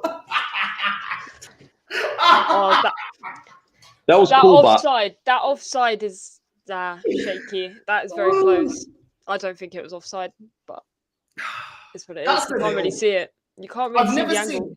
Gracie, I've never seen a player run to the assistant and hug the assistant rather than the manager, bro. There you go. AirPod Albert in. You know, if we could have beat City with him, you know, AirPod Albert in, Arteta out. And this is where we're at. It's where we're at. I reckon I should be the next manager. That'd be great. Could you imagine not performing for me and not running for me? I run out in the pitch and knock out my own boy.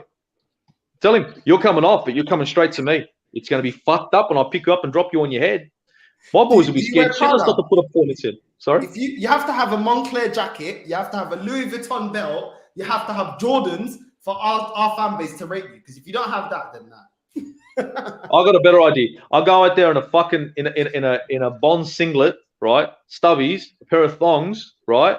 A bottle of water. And every time one of my boys don't fucking perform, I'm gonna sub him and beat the shit out of him. Trust me, the fans will love me because the next time he goes on the pitch, he might be bruised and battered, but he's gonna know to put in a performance. Because if you don't, it's gonna fucking hurt. And it's not gonna be the opposing team.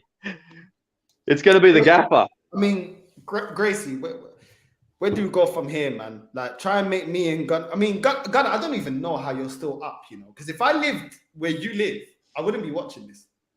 I've got the shits, you see. And when I get the shits, it takes me a long time to get fucking down. Now, I get really shitty. I break TVs when I get the shits. This TV stay. I go through TVs like you don't believe, right? For this club. And I'm still waiting for the Cronkies to buy me one TV. But you know what it is? I think all of us here have one thing in common. And it's, as much as we say it's over, we're done, and this and that, we all know it's not. And that's why the Cronkies know they can bet on this, right? I've been around following Arsenal since 1992, right? And in 1992, EPL football in Australia was what? You'd have to be really into football. Very hard to watch the games, right? So I know what this team's about. I know what real players are about. I'm holding on to that because I hate to say it, I'm a sucker. I love this club, and I won't let anyone talk shit about it. Oh no. But I mean, I can, but they can't because it's just against my religion. So, but the reason why I can stay up and watch this shit, right, is because I love this club and I've got the shits now that I know I won't be able to sleep till at least 4 a.m. because I'm going to be having second thoughts, third thoughts, and fourth thoughts, man. And I think all of us now are not going to rest easy. Yeah, no, facts, man. Jorginho, how you doing, bro? Long time no see. How you feeling, bro? Talk to me, man. Yeah, man. You know, a wedding coming up and everything. So been working a lot trying to pay for that. You know how that thing going. So, but besides that, Arsenal, I've been telling you guys like this guy is not good enough. And all the you have spent 200, almost $250 million, and this is what performance you can show up with. Do you think, to be honest, do you think Saliba, Guendouzi, Torreira would have made a difference today? Saliba, yes. I do Saliba, think. yeah. Saliba, yeah. It's just, yeah. You don't think Guendouzi and Lucas Torreira would have made a difference today? It's a possibility. Guendouzi, look, I'll be honest with you, bro. I know everyone's on the Guendouzi bandwagon. I don't know if you've played before. I don't know if anyone here's played before, but I have. Yeah. When you've got one asshole in a team, right, and I'll be honest with you, you could have 9 players there or 8 players that are really good, but you've got one guy who thinks he's gun. He's good, but he ain't great. You know what it does to the other players? Brings you down.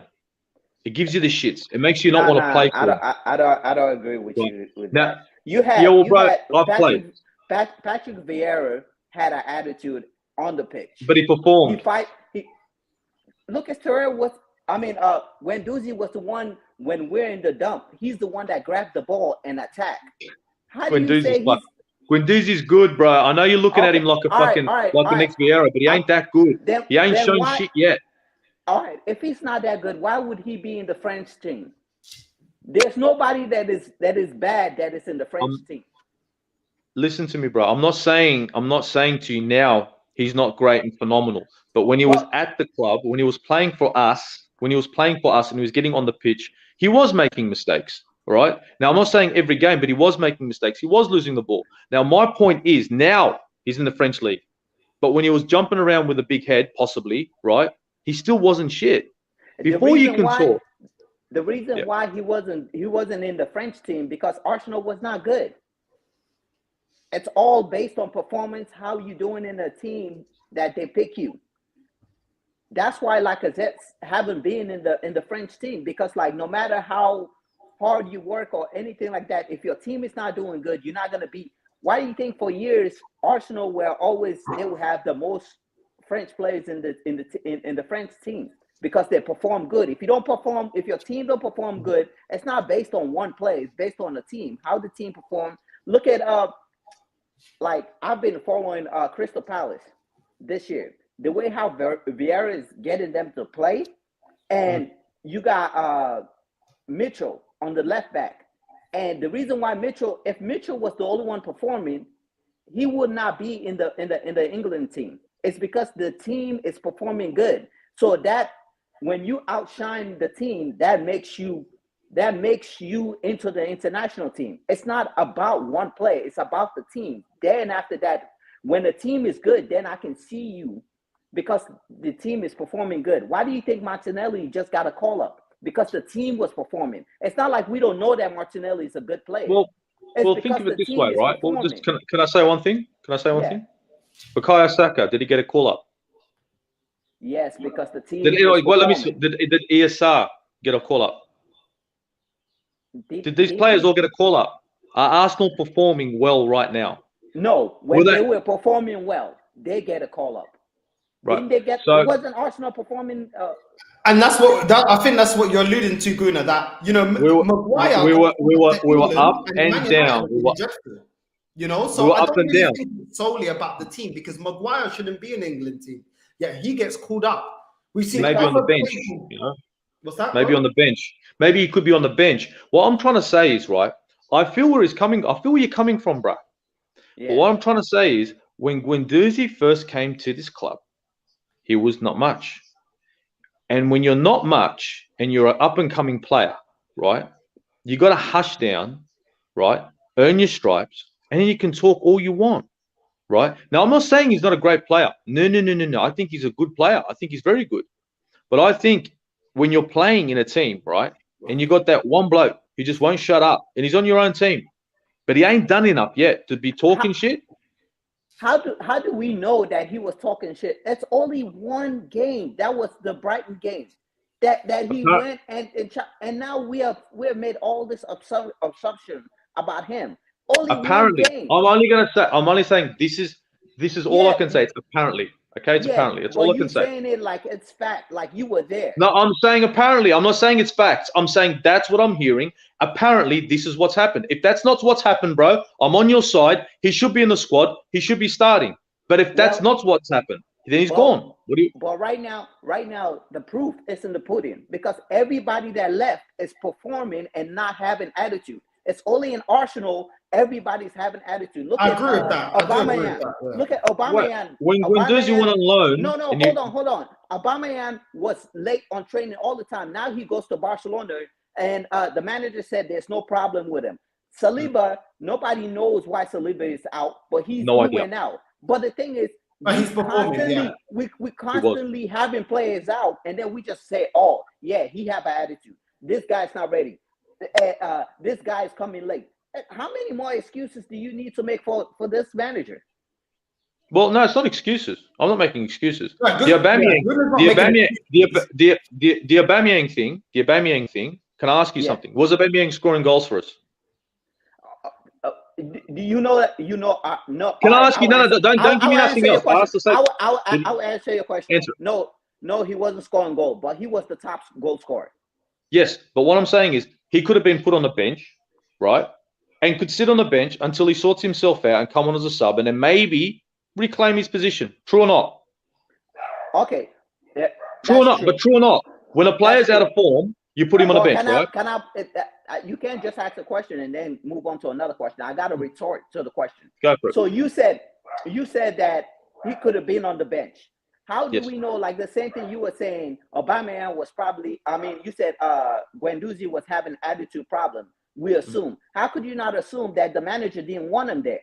That he wants to come and play with Guendouzi? No, Aubameyang. How could we assume that Aubameyang wanted to play, but the manager kicked him out? I'm not talking. I'm talking because he said the only problem that he had was with the manager. That was it. And for a long season, I remember Lee Gunner was always saying, "Why are we playing Aubameyang on the wing? He's gonna burn out." And it's the same thing that has happened to Lacazette. Lacazette needs to be around the box to score goal. If you're coming all the way to DM, if you have ever played a striker, coming to DM to come all the way up, that's so much energy. That's a midfielder's job to do the energy so you can pass the ball. When you're ready to shoot a shot, you need to be mentally thinking, and that could be like physically ready. But like if you're running up and down, by the time you're ready to shoot or make that shot, you're tired. You can't really shoot. And I agree with you that we don't play to his strengths. I think the point that you're making is we don't play to our strikers' strengths. With Aubameyang, he needs to be the last man receiving that ball in the box, and he'll score. It's a drop right in front of him.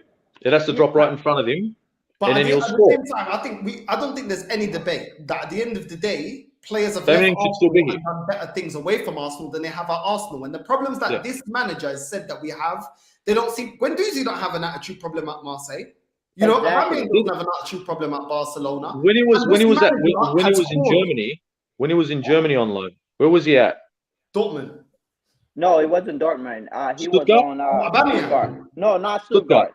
No, What not was it? Stuttgart. It was What was it? Strasbourg or something like that. Some weird shit. The manager Yeah. there had a problem with him as well. I remember seeing fucking papers and shit No, about him. it was just they came out with it was the paper came out from from London.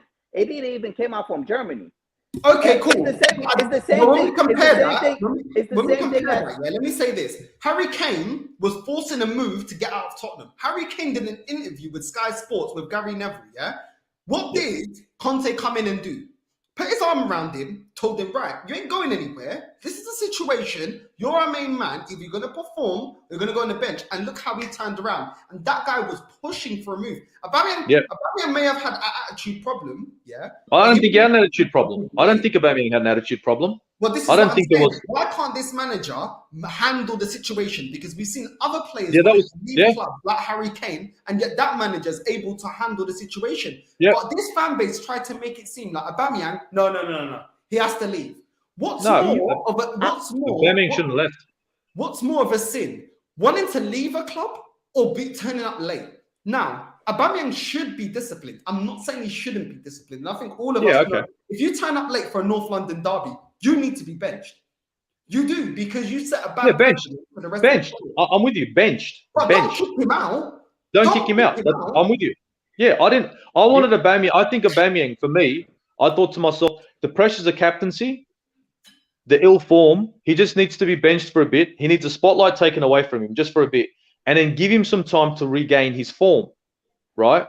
I just said he needs to be taken off the pitch. Let Lacazette come in, work some link-up play.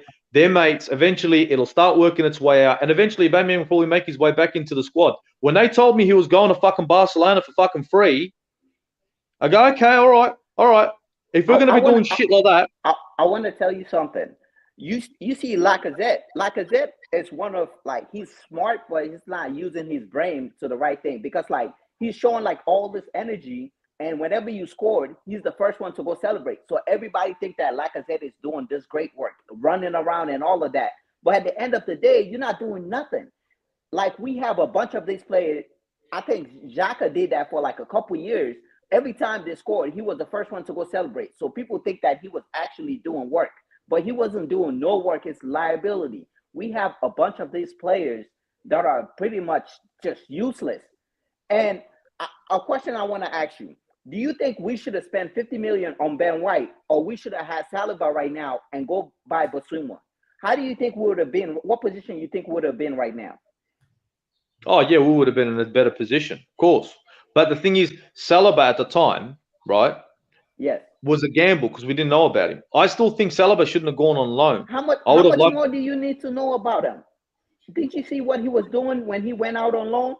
Bro, the French league is one thing. Bro, let me tell you something. When it comes to defending, there's two types of defenders. There's French league and then there's English league, right? Now, let me tell you, imagine this, right? Imagine Saliba came in and he started in the English league, right? And he was shit. Would you then be having the argument, why didn't we get a defender? Yes. So what I'm trying to say is, yeah, you would. Yeah, you would. Don't tell me that, bro. Let me tell you something, bro. You know now. You know now that he's good. You didn't know then. You had an idea that he could be good. Okay. I'll give you an example why I said I won't. Because of Pepe. Right now, I'm one of the biggest defender of Pepe. If Pepe have as much game as Saka is, he would have scored way more goals than Saka have scored. You have to give the players a chance, and that's just fact. I think Pepe's had his chance, bro. I think Emery, he was there with Emery. How many games have Pepe started? What's the most game Pepe have started in a row? How long has Pepe been in the squad? I want to ask you a question. What's the most game at Pepe? I don't know Pepe. I don't know how many games he's fucking played. I just know that he's been around since Emery. Yeah, okay, but how many games have he started in a row? I couldn't tell you. It's 5. I don't know the exact figure. 5, the most he has started in a row. Last year, he was our top goal scorer.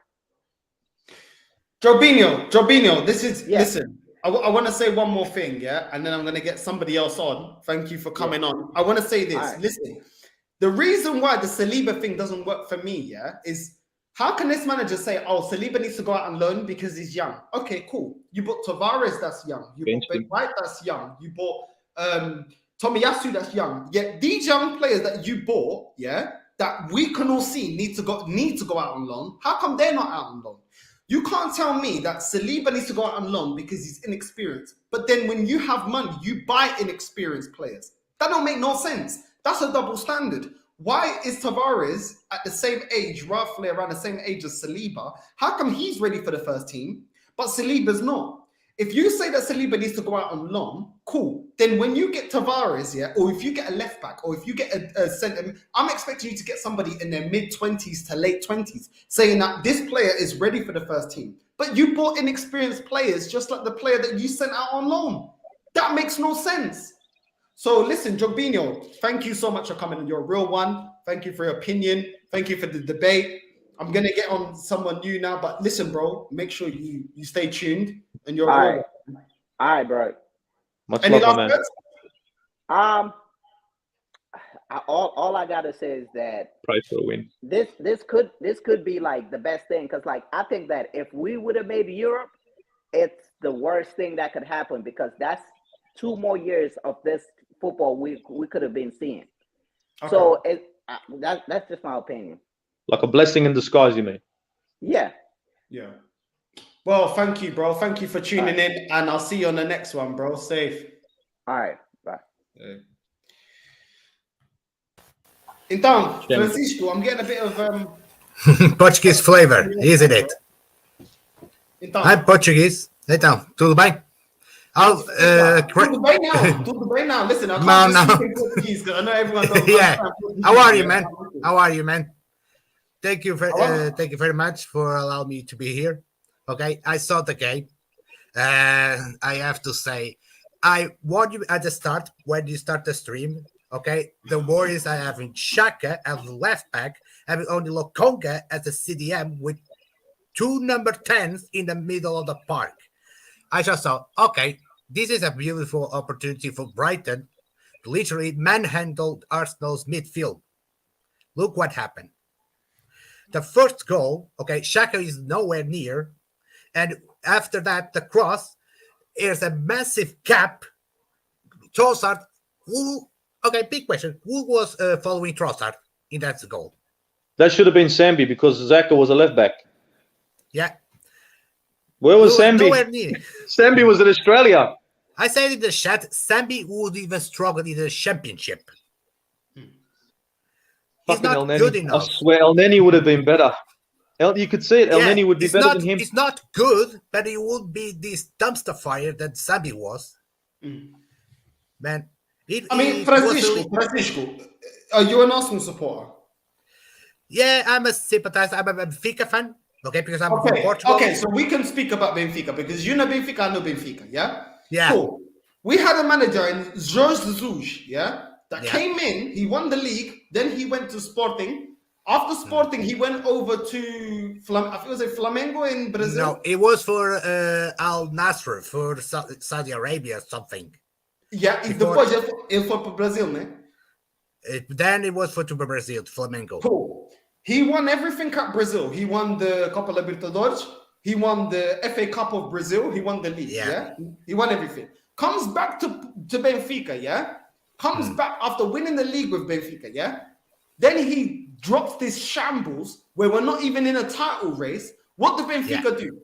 They fire him. They don't say, oh, well, Jorge Jesus, you won the league here before. Jorge Jesus, look at what you did in the past. And this is Benfica.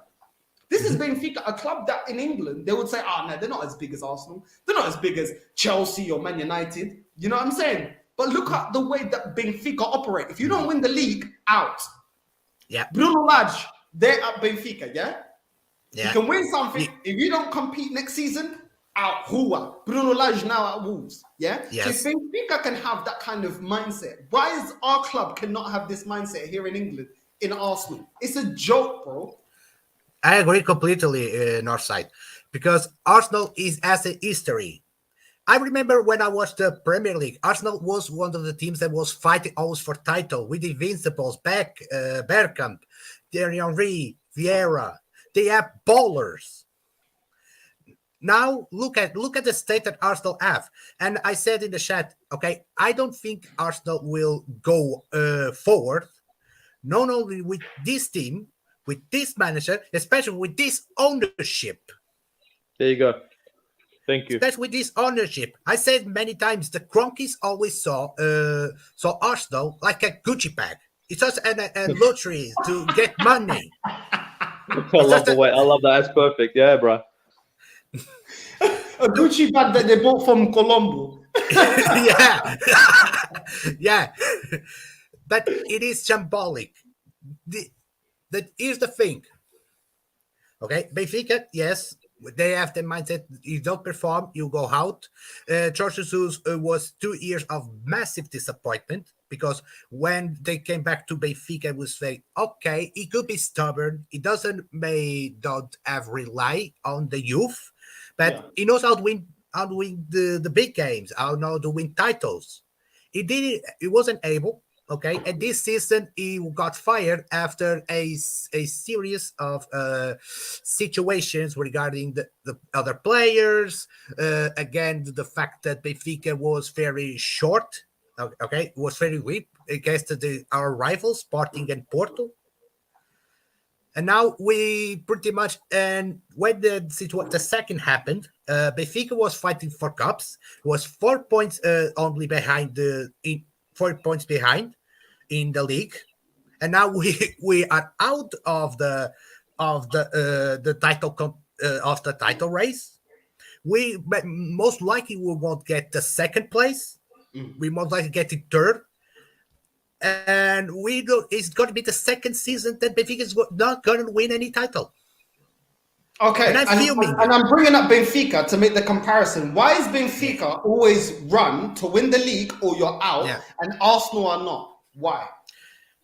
Because Benfica has this goal to win the titles. Okay, we are Benfica is the Portuguese club with the most league titles because they have the history. We always have the mindset. Okay, this season our goal is always to win for titles, not to get to second or get to second or third. No, it's to win titles, cups. Titles, gathering a good run in the European competitions, because let's face it, a Portuguese team winning the Champions League is a very unlikely. This is the mentality that Benfica has. Okay, he may not execute it well, but always the goal is always winning titles. And Francisco, that mentality, comes from where? Does it come from the fans? Yes, it comes from the fans. It comes from everywhere.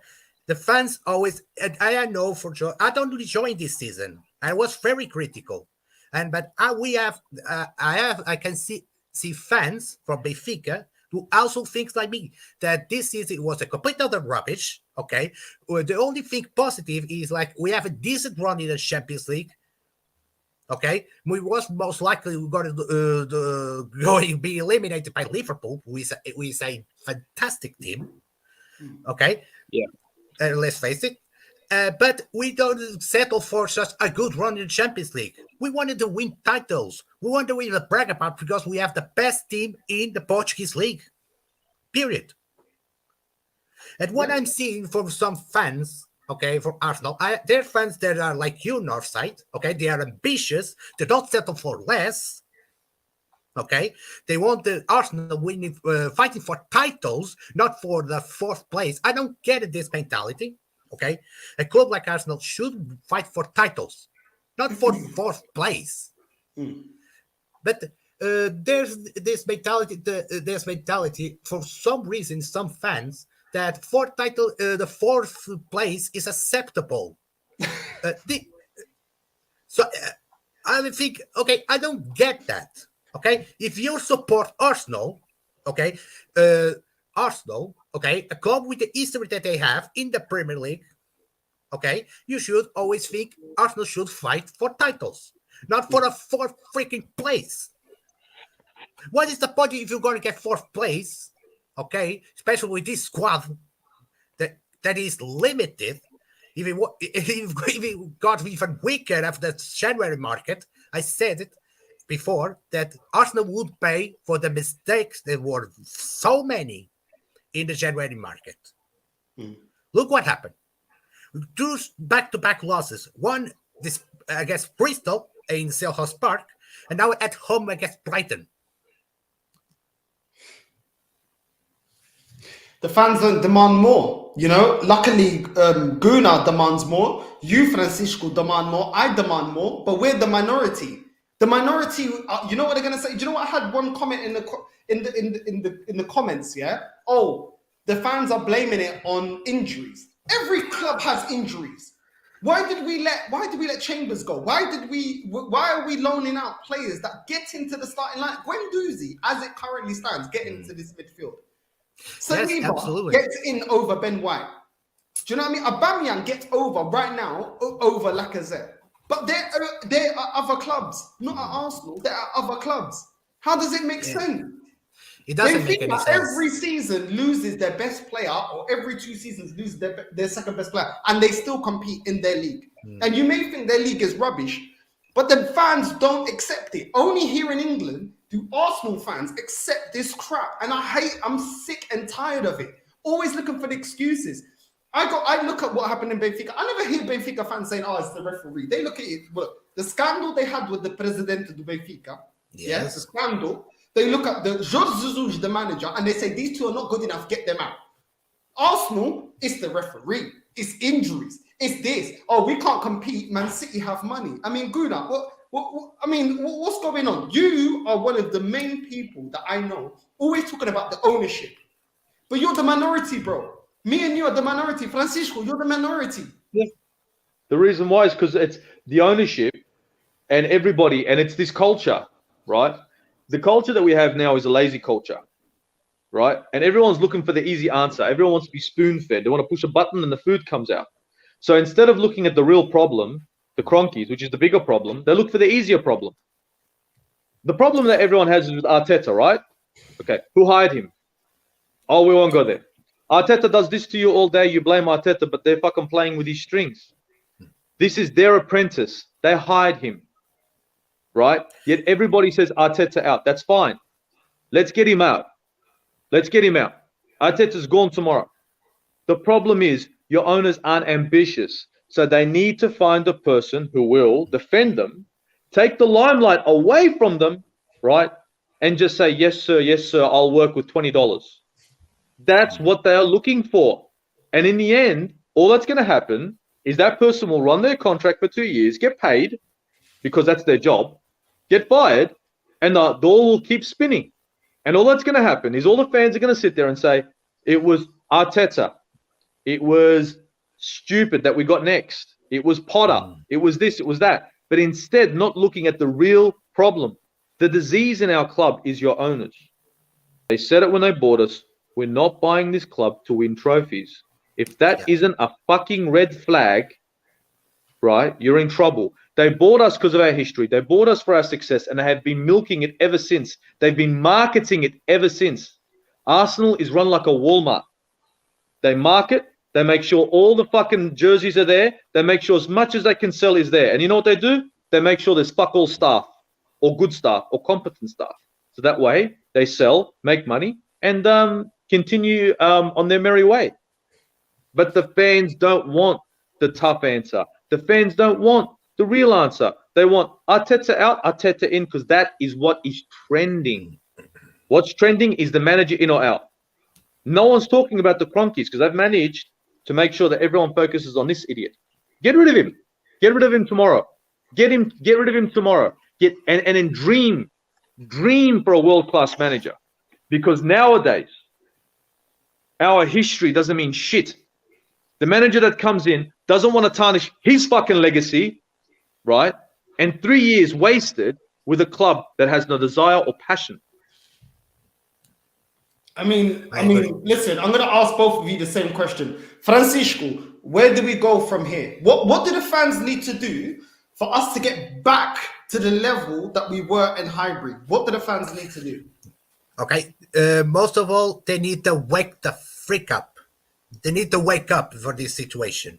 Yeah. Okay, very simple. They need to start the nonsense. Okay, regarding Arteta. Okay, let's put aside a little bit. Okay, Arteta is like a shield for the Cronkies. But here's the thing.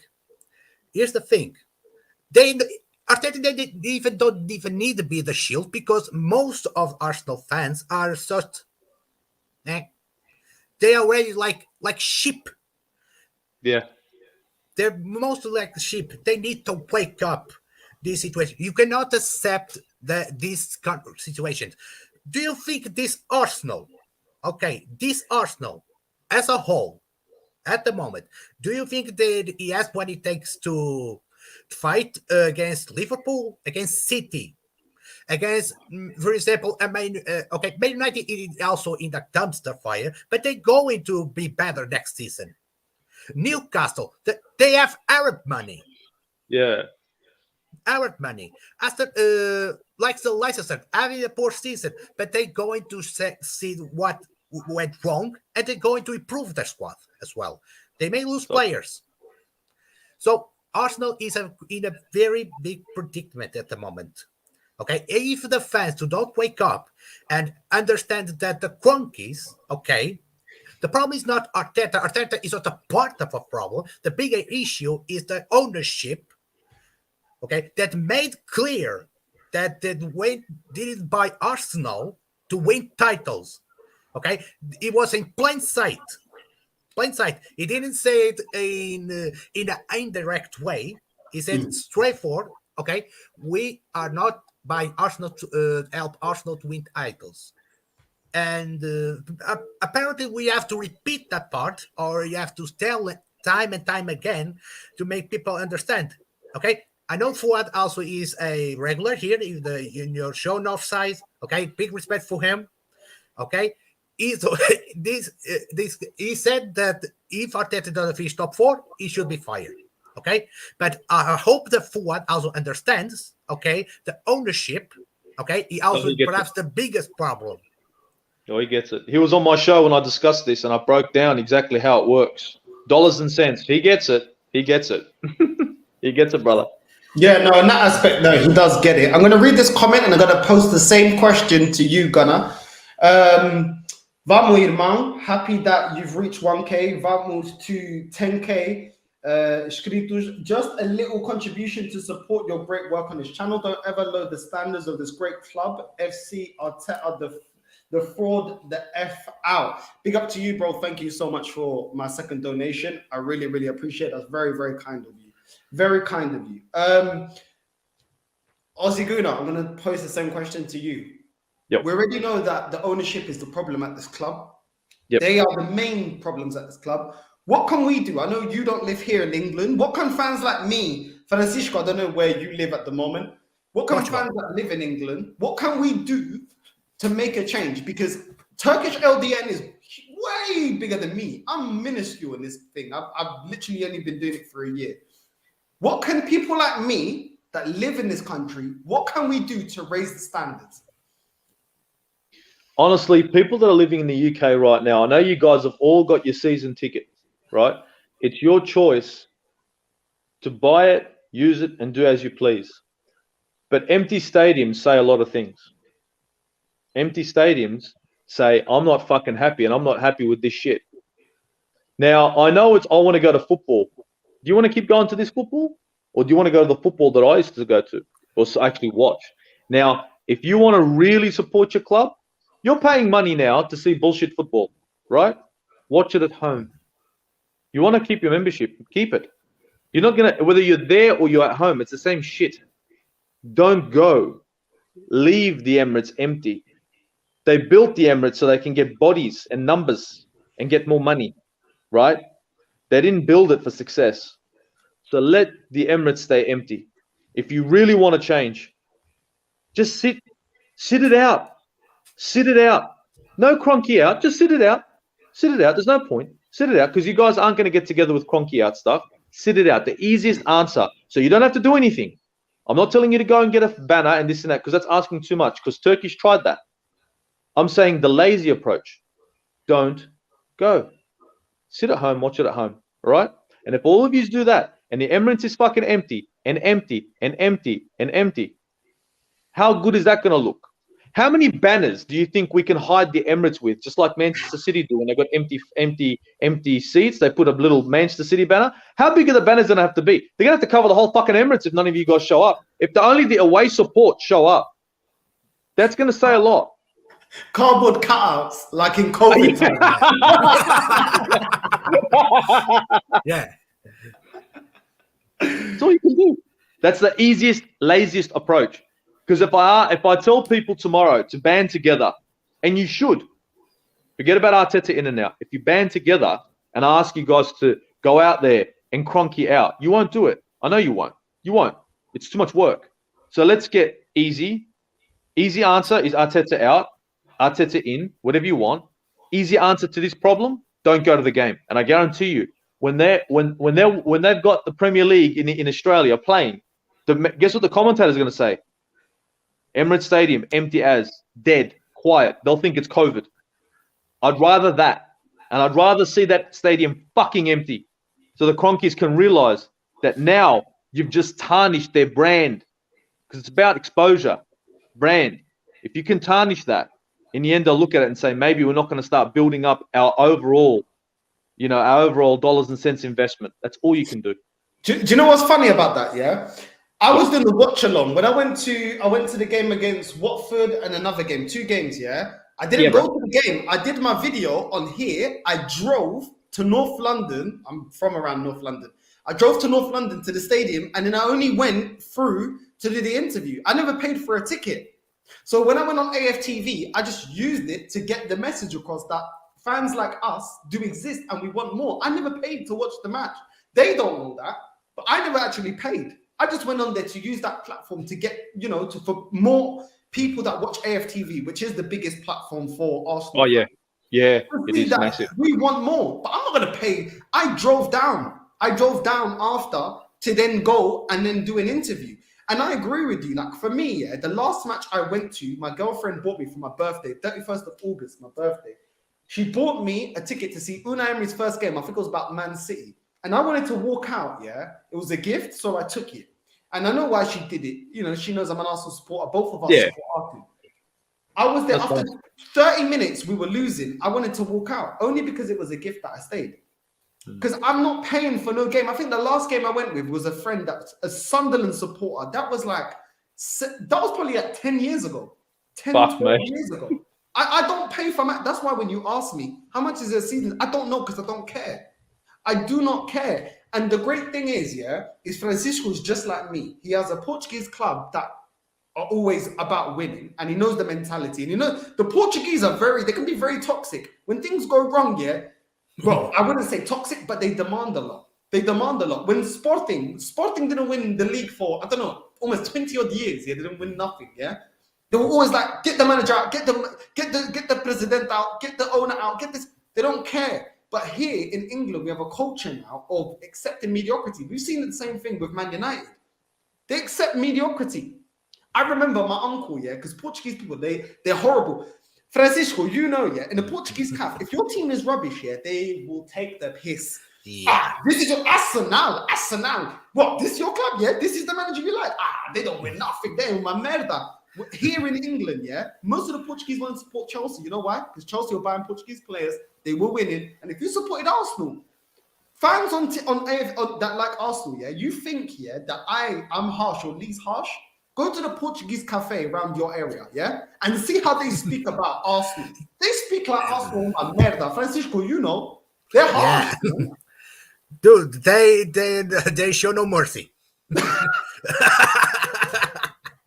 Then they shouldn't. Man, when it comes to football, Portuguese people, especially when it's rivalry, Benfica Porto, Benfica Sporting, boy. But here at Arsenal, that's what's so crazy. At Arsenal, no. 4th place, trust the process. 8th place, trust the process. But when I'm back home, when I'm around family, I am getting it. What? I thought I keep Arsenal. Wenger. You don't win nothing. You guys, you're rubbish. My uncle, is such a flip-flop. He went from Chelsea to Liverpool to Man City, but he was always changing because they want to be associated with a team that wins. Even though he's shameless and he's swapping teams, he's cussing me. He'll come in. I'll come into the living room, My granddad and everyone's there. They go, no. Então, what happened with your Arsenal? ¿Qué pasó con tu Arsenal? Então, conta aí. Tell the story. And I'll be there, and he's just grilling me, because the ambition, Portuguese culture allows you to be ambitious. English culture, if you're ambitious like this, you're negative, you're toxic, you don't care, you're not realistic. It's completely different. So for me, it's just like, wow, like this club they just completely accept mediocrity. This fan base needs to go to Arsenal fans need to go to Portugal. They will cry. They will cry. They will cry. They will cry a bloody river, man. Let's face it, okay? Sometimes it can be a little bit excessive, the level of demand that Portuguese fans have, but at least we have that level of demand. Sometimes it could be go a little bit excessive, sometimes because there are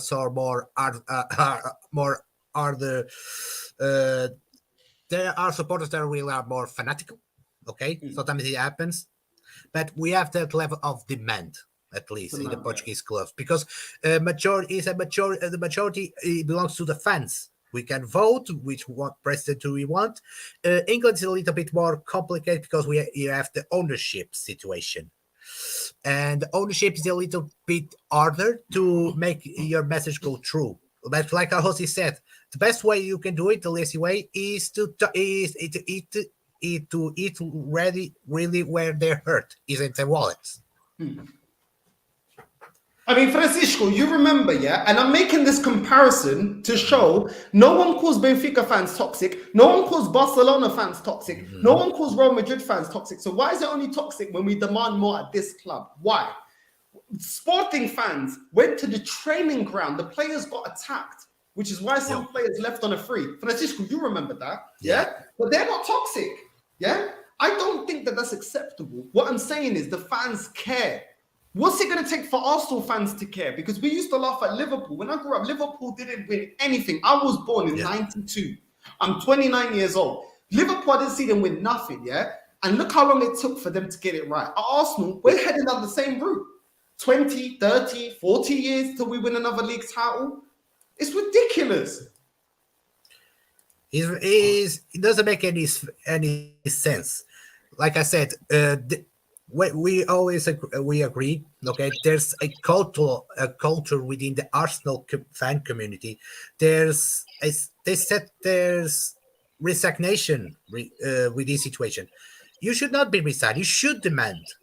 Okay, but in order to be more people, be more demanding, you need to wake up and see reality as it is. Arsenal is currently in the mud. Let's face it. Okay, it's not just now; it's just been for the recent years. Okay, even during the Wenger years, okay, he had a great he helped potentiate a lot of the players, Henry, etc. But we recall, okay, when they get rid of Invincibles, okay, though that when it started, he's trying to do a rebuild when he didn't need it. Okay, you could add new players, but keep at least a little bit of the core. Okay, I still recall when Wenger, okay, for some reason, he signed like a Latvian center back named Stepanovs. I don't know if that's the name, and I was like, okay, but let's put Wenger apart. Okay, after the Wenger left, okay. We always knew in a way it would be difficult because Wenger spent a lot of years at Arsenal Football Club. Okay. What he did, they signed Unai Emery, who I think is a good coach. Look what he's doing in Villarreal. Look what he's doing in Villarreal.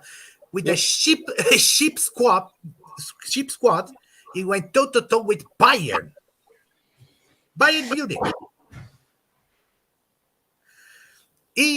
I recall years before, he must outclass Arteta in the Europa League. Okay, he had a good year. I know the Europa League final was a little bit traumatic. It was a very heavy loss against Chelsea. Okay, no one was happy. The second year didn't go the things well. They wanted to. The fans said to sack him. Here's the thing, okay? Emery wasn't fully happy at Arsenal. He had some moments. I recall the 4-2 against Tottenham at home. But was he the part of the problem, or is there a bigger issue here? He wasn't And part of the we problem. have- Emery wasn't an issue. Emery was not Yeah. an issue, man. He wasn't, bro. Exactly. And you have like a decent, you have an okay squad at best, but we saw that something that wasn't work. Wasn't work. Okay, and now in this situation, the Arteta in, Arteta out. Okay, this for me. Okay, I don't think Arteta is good enough for Arsenal. Okay, he's pretty much learning in the job.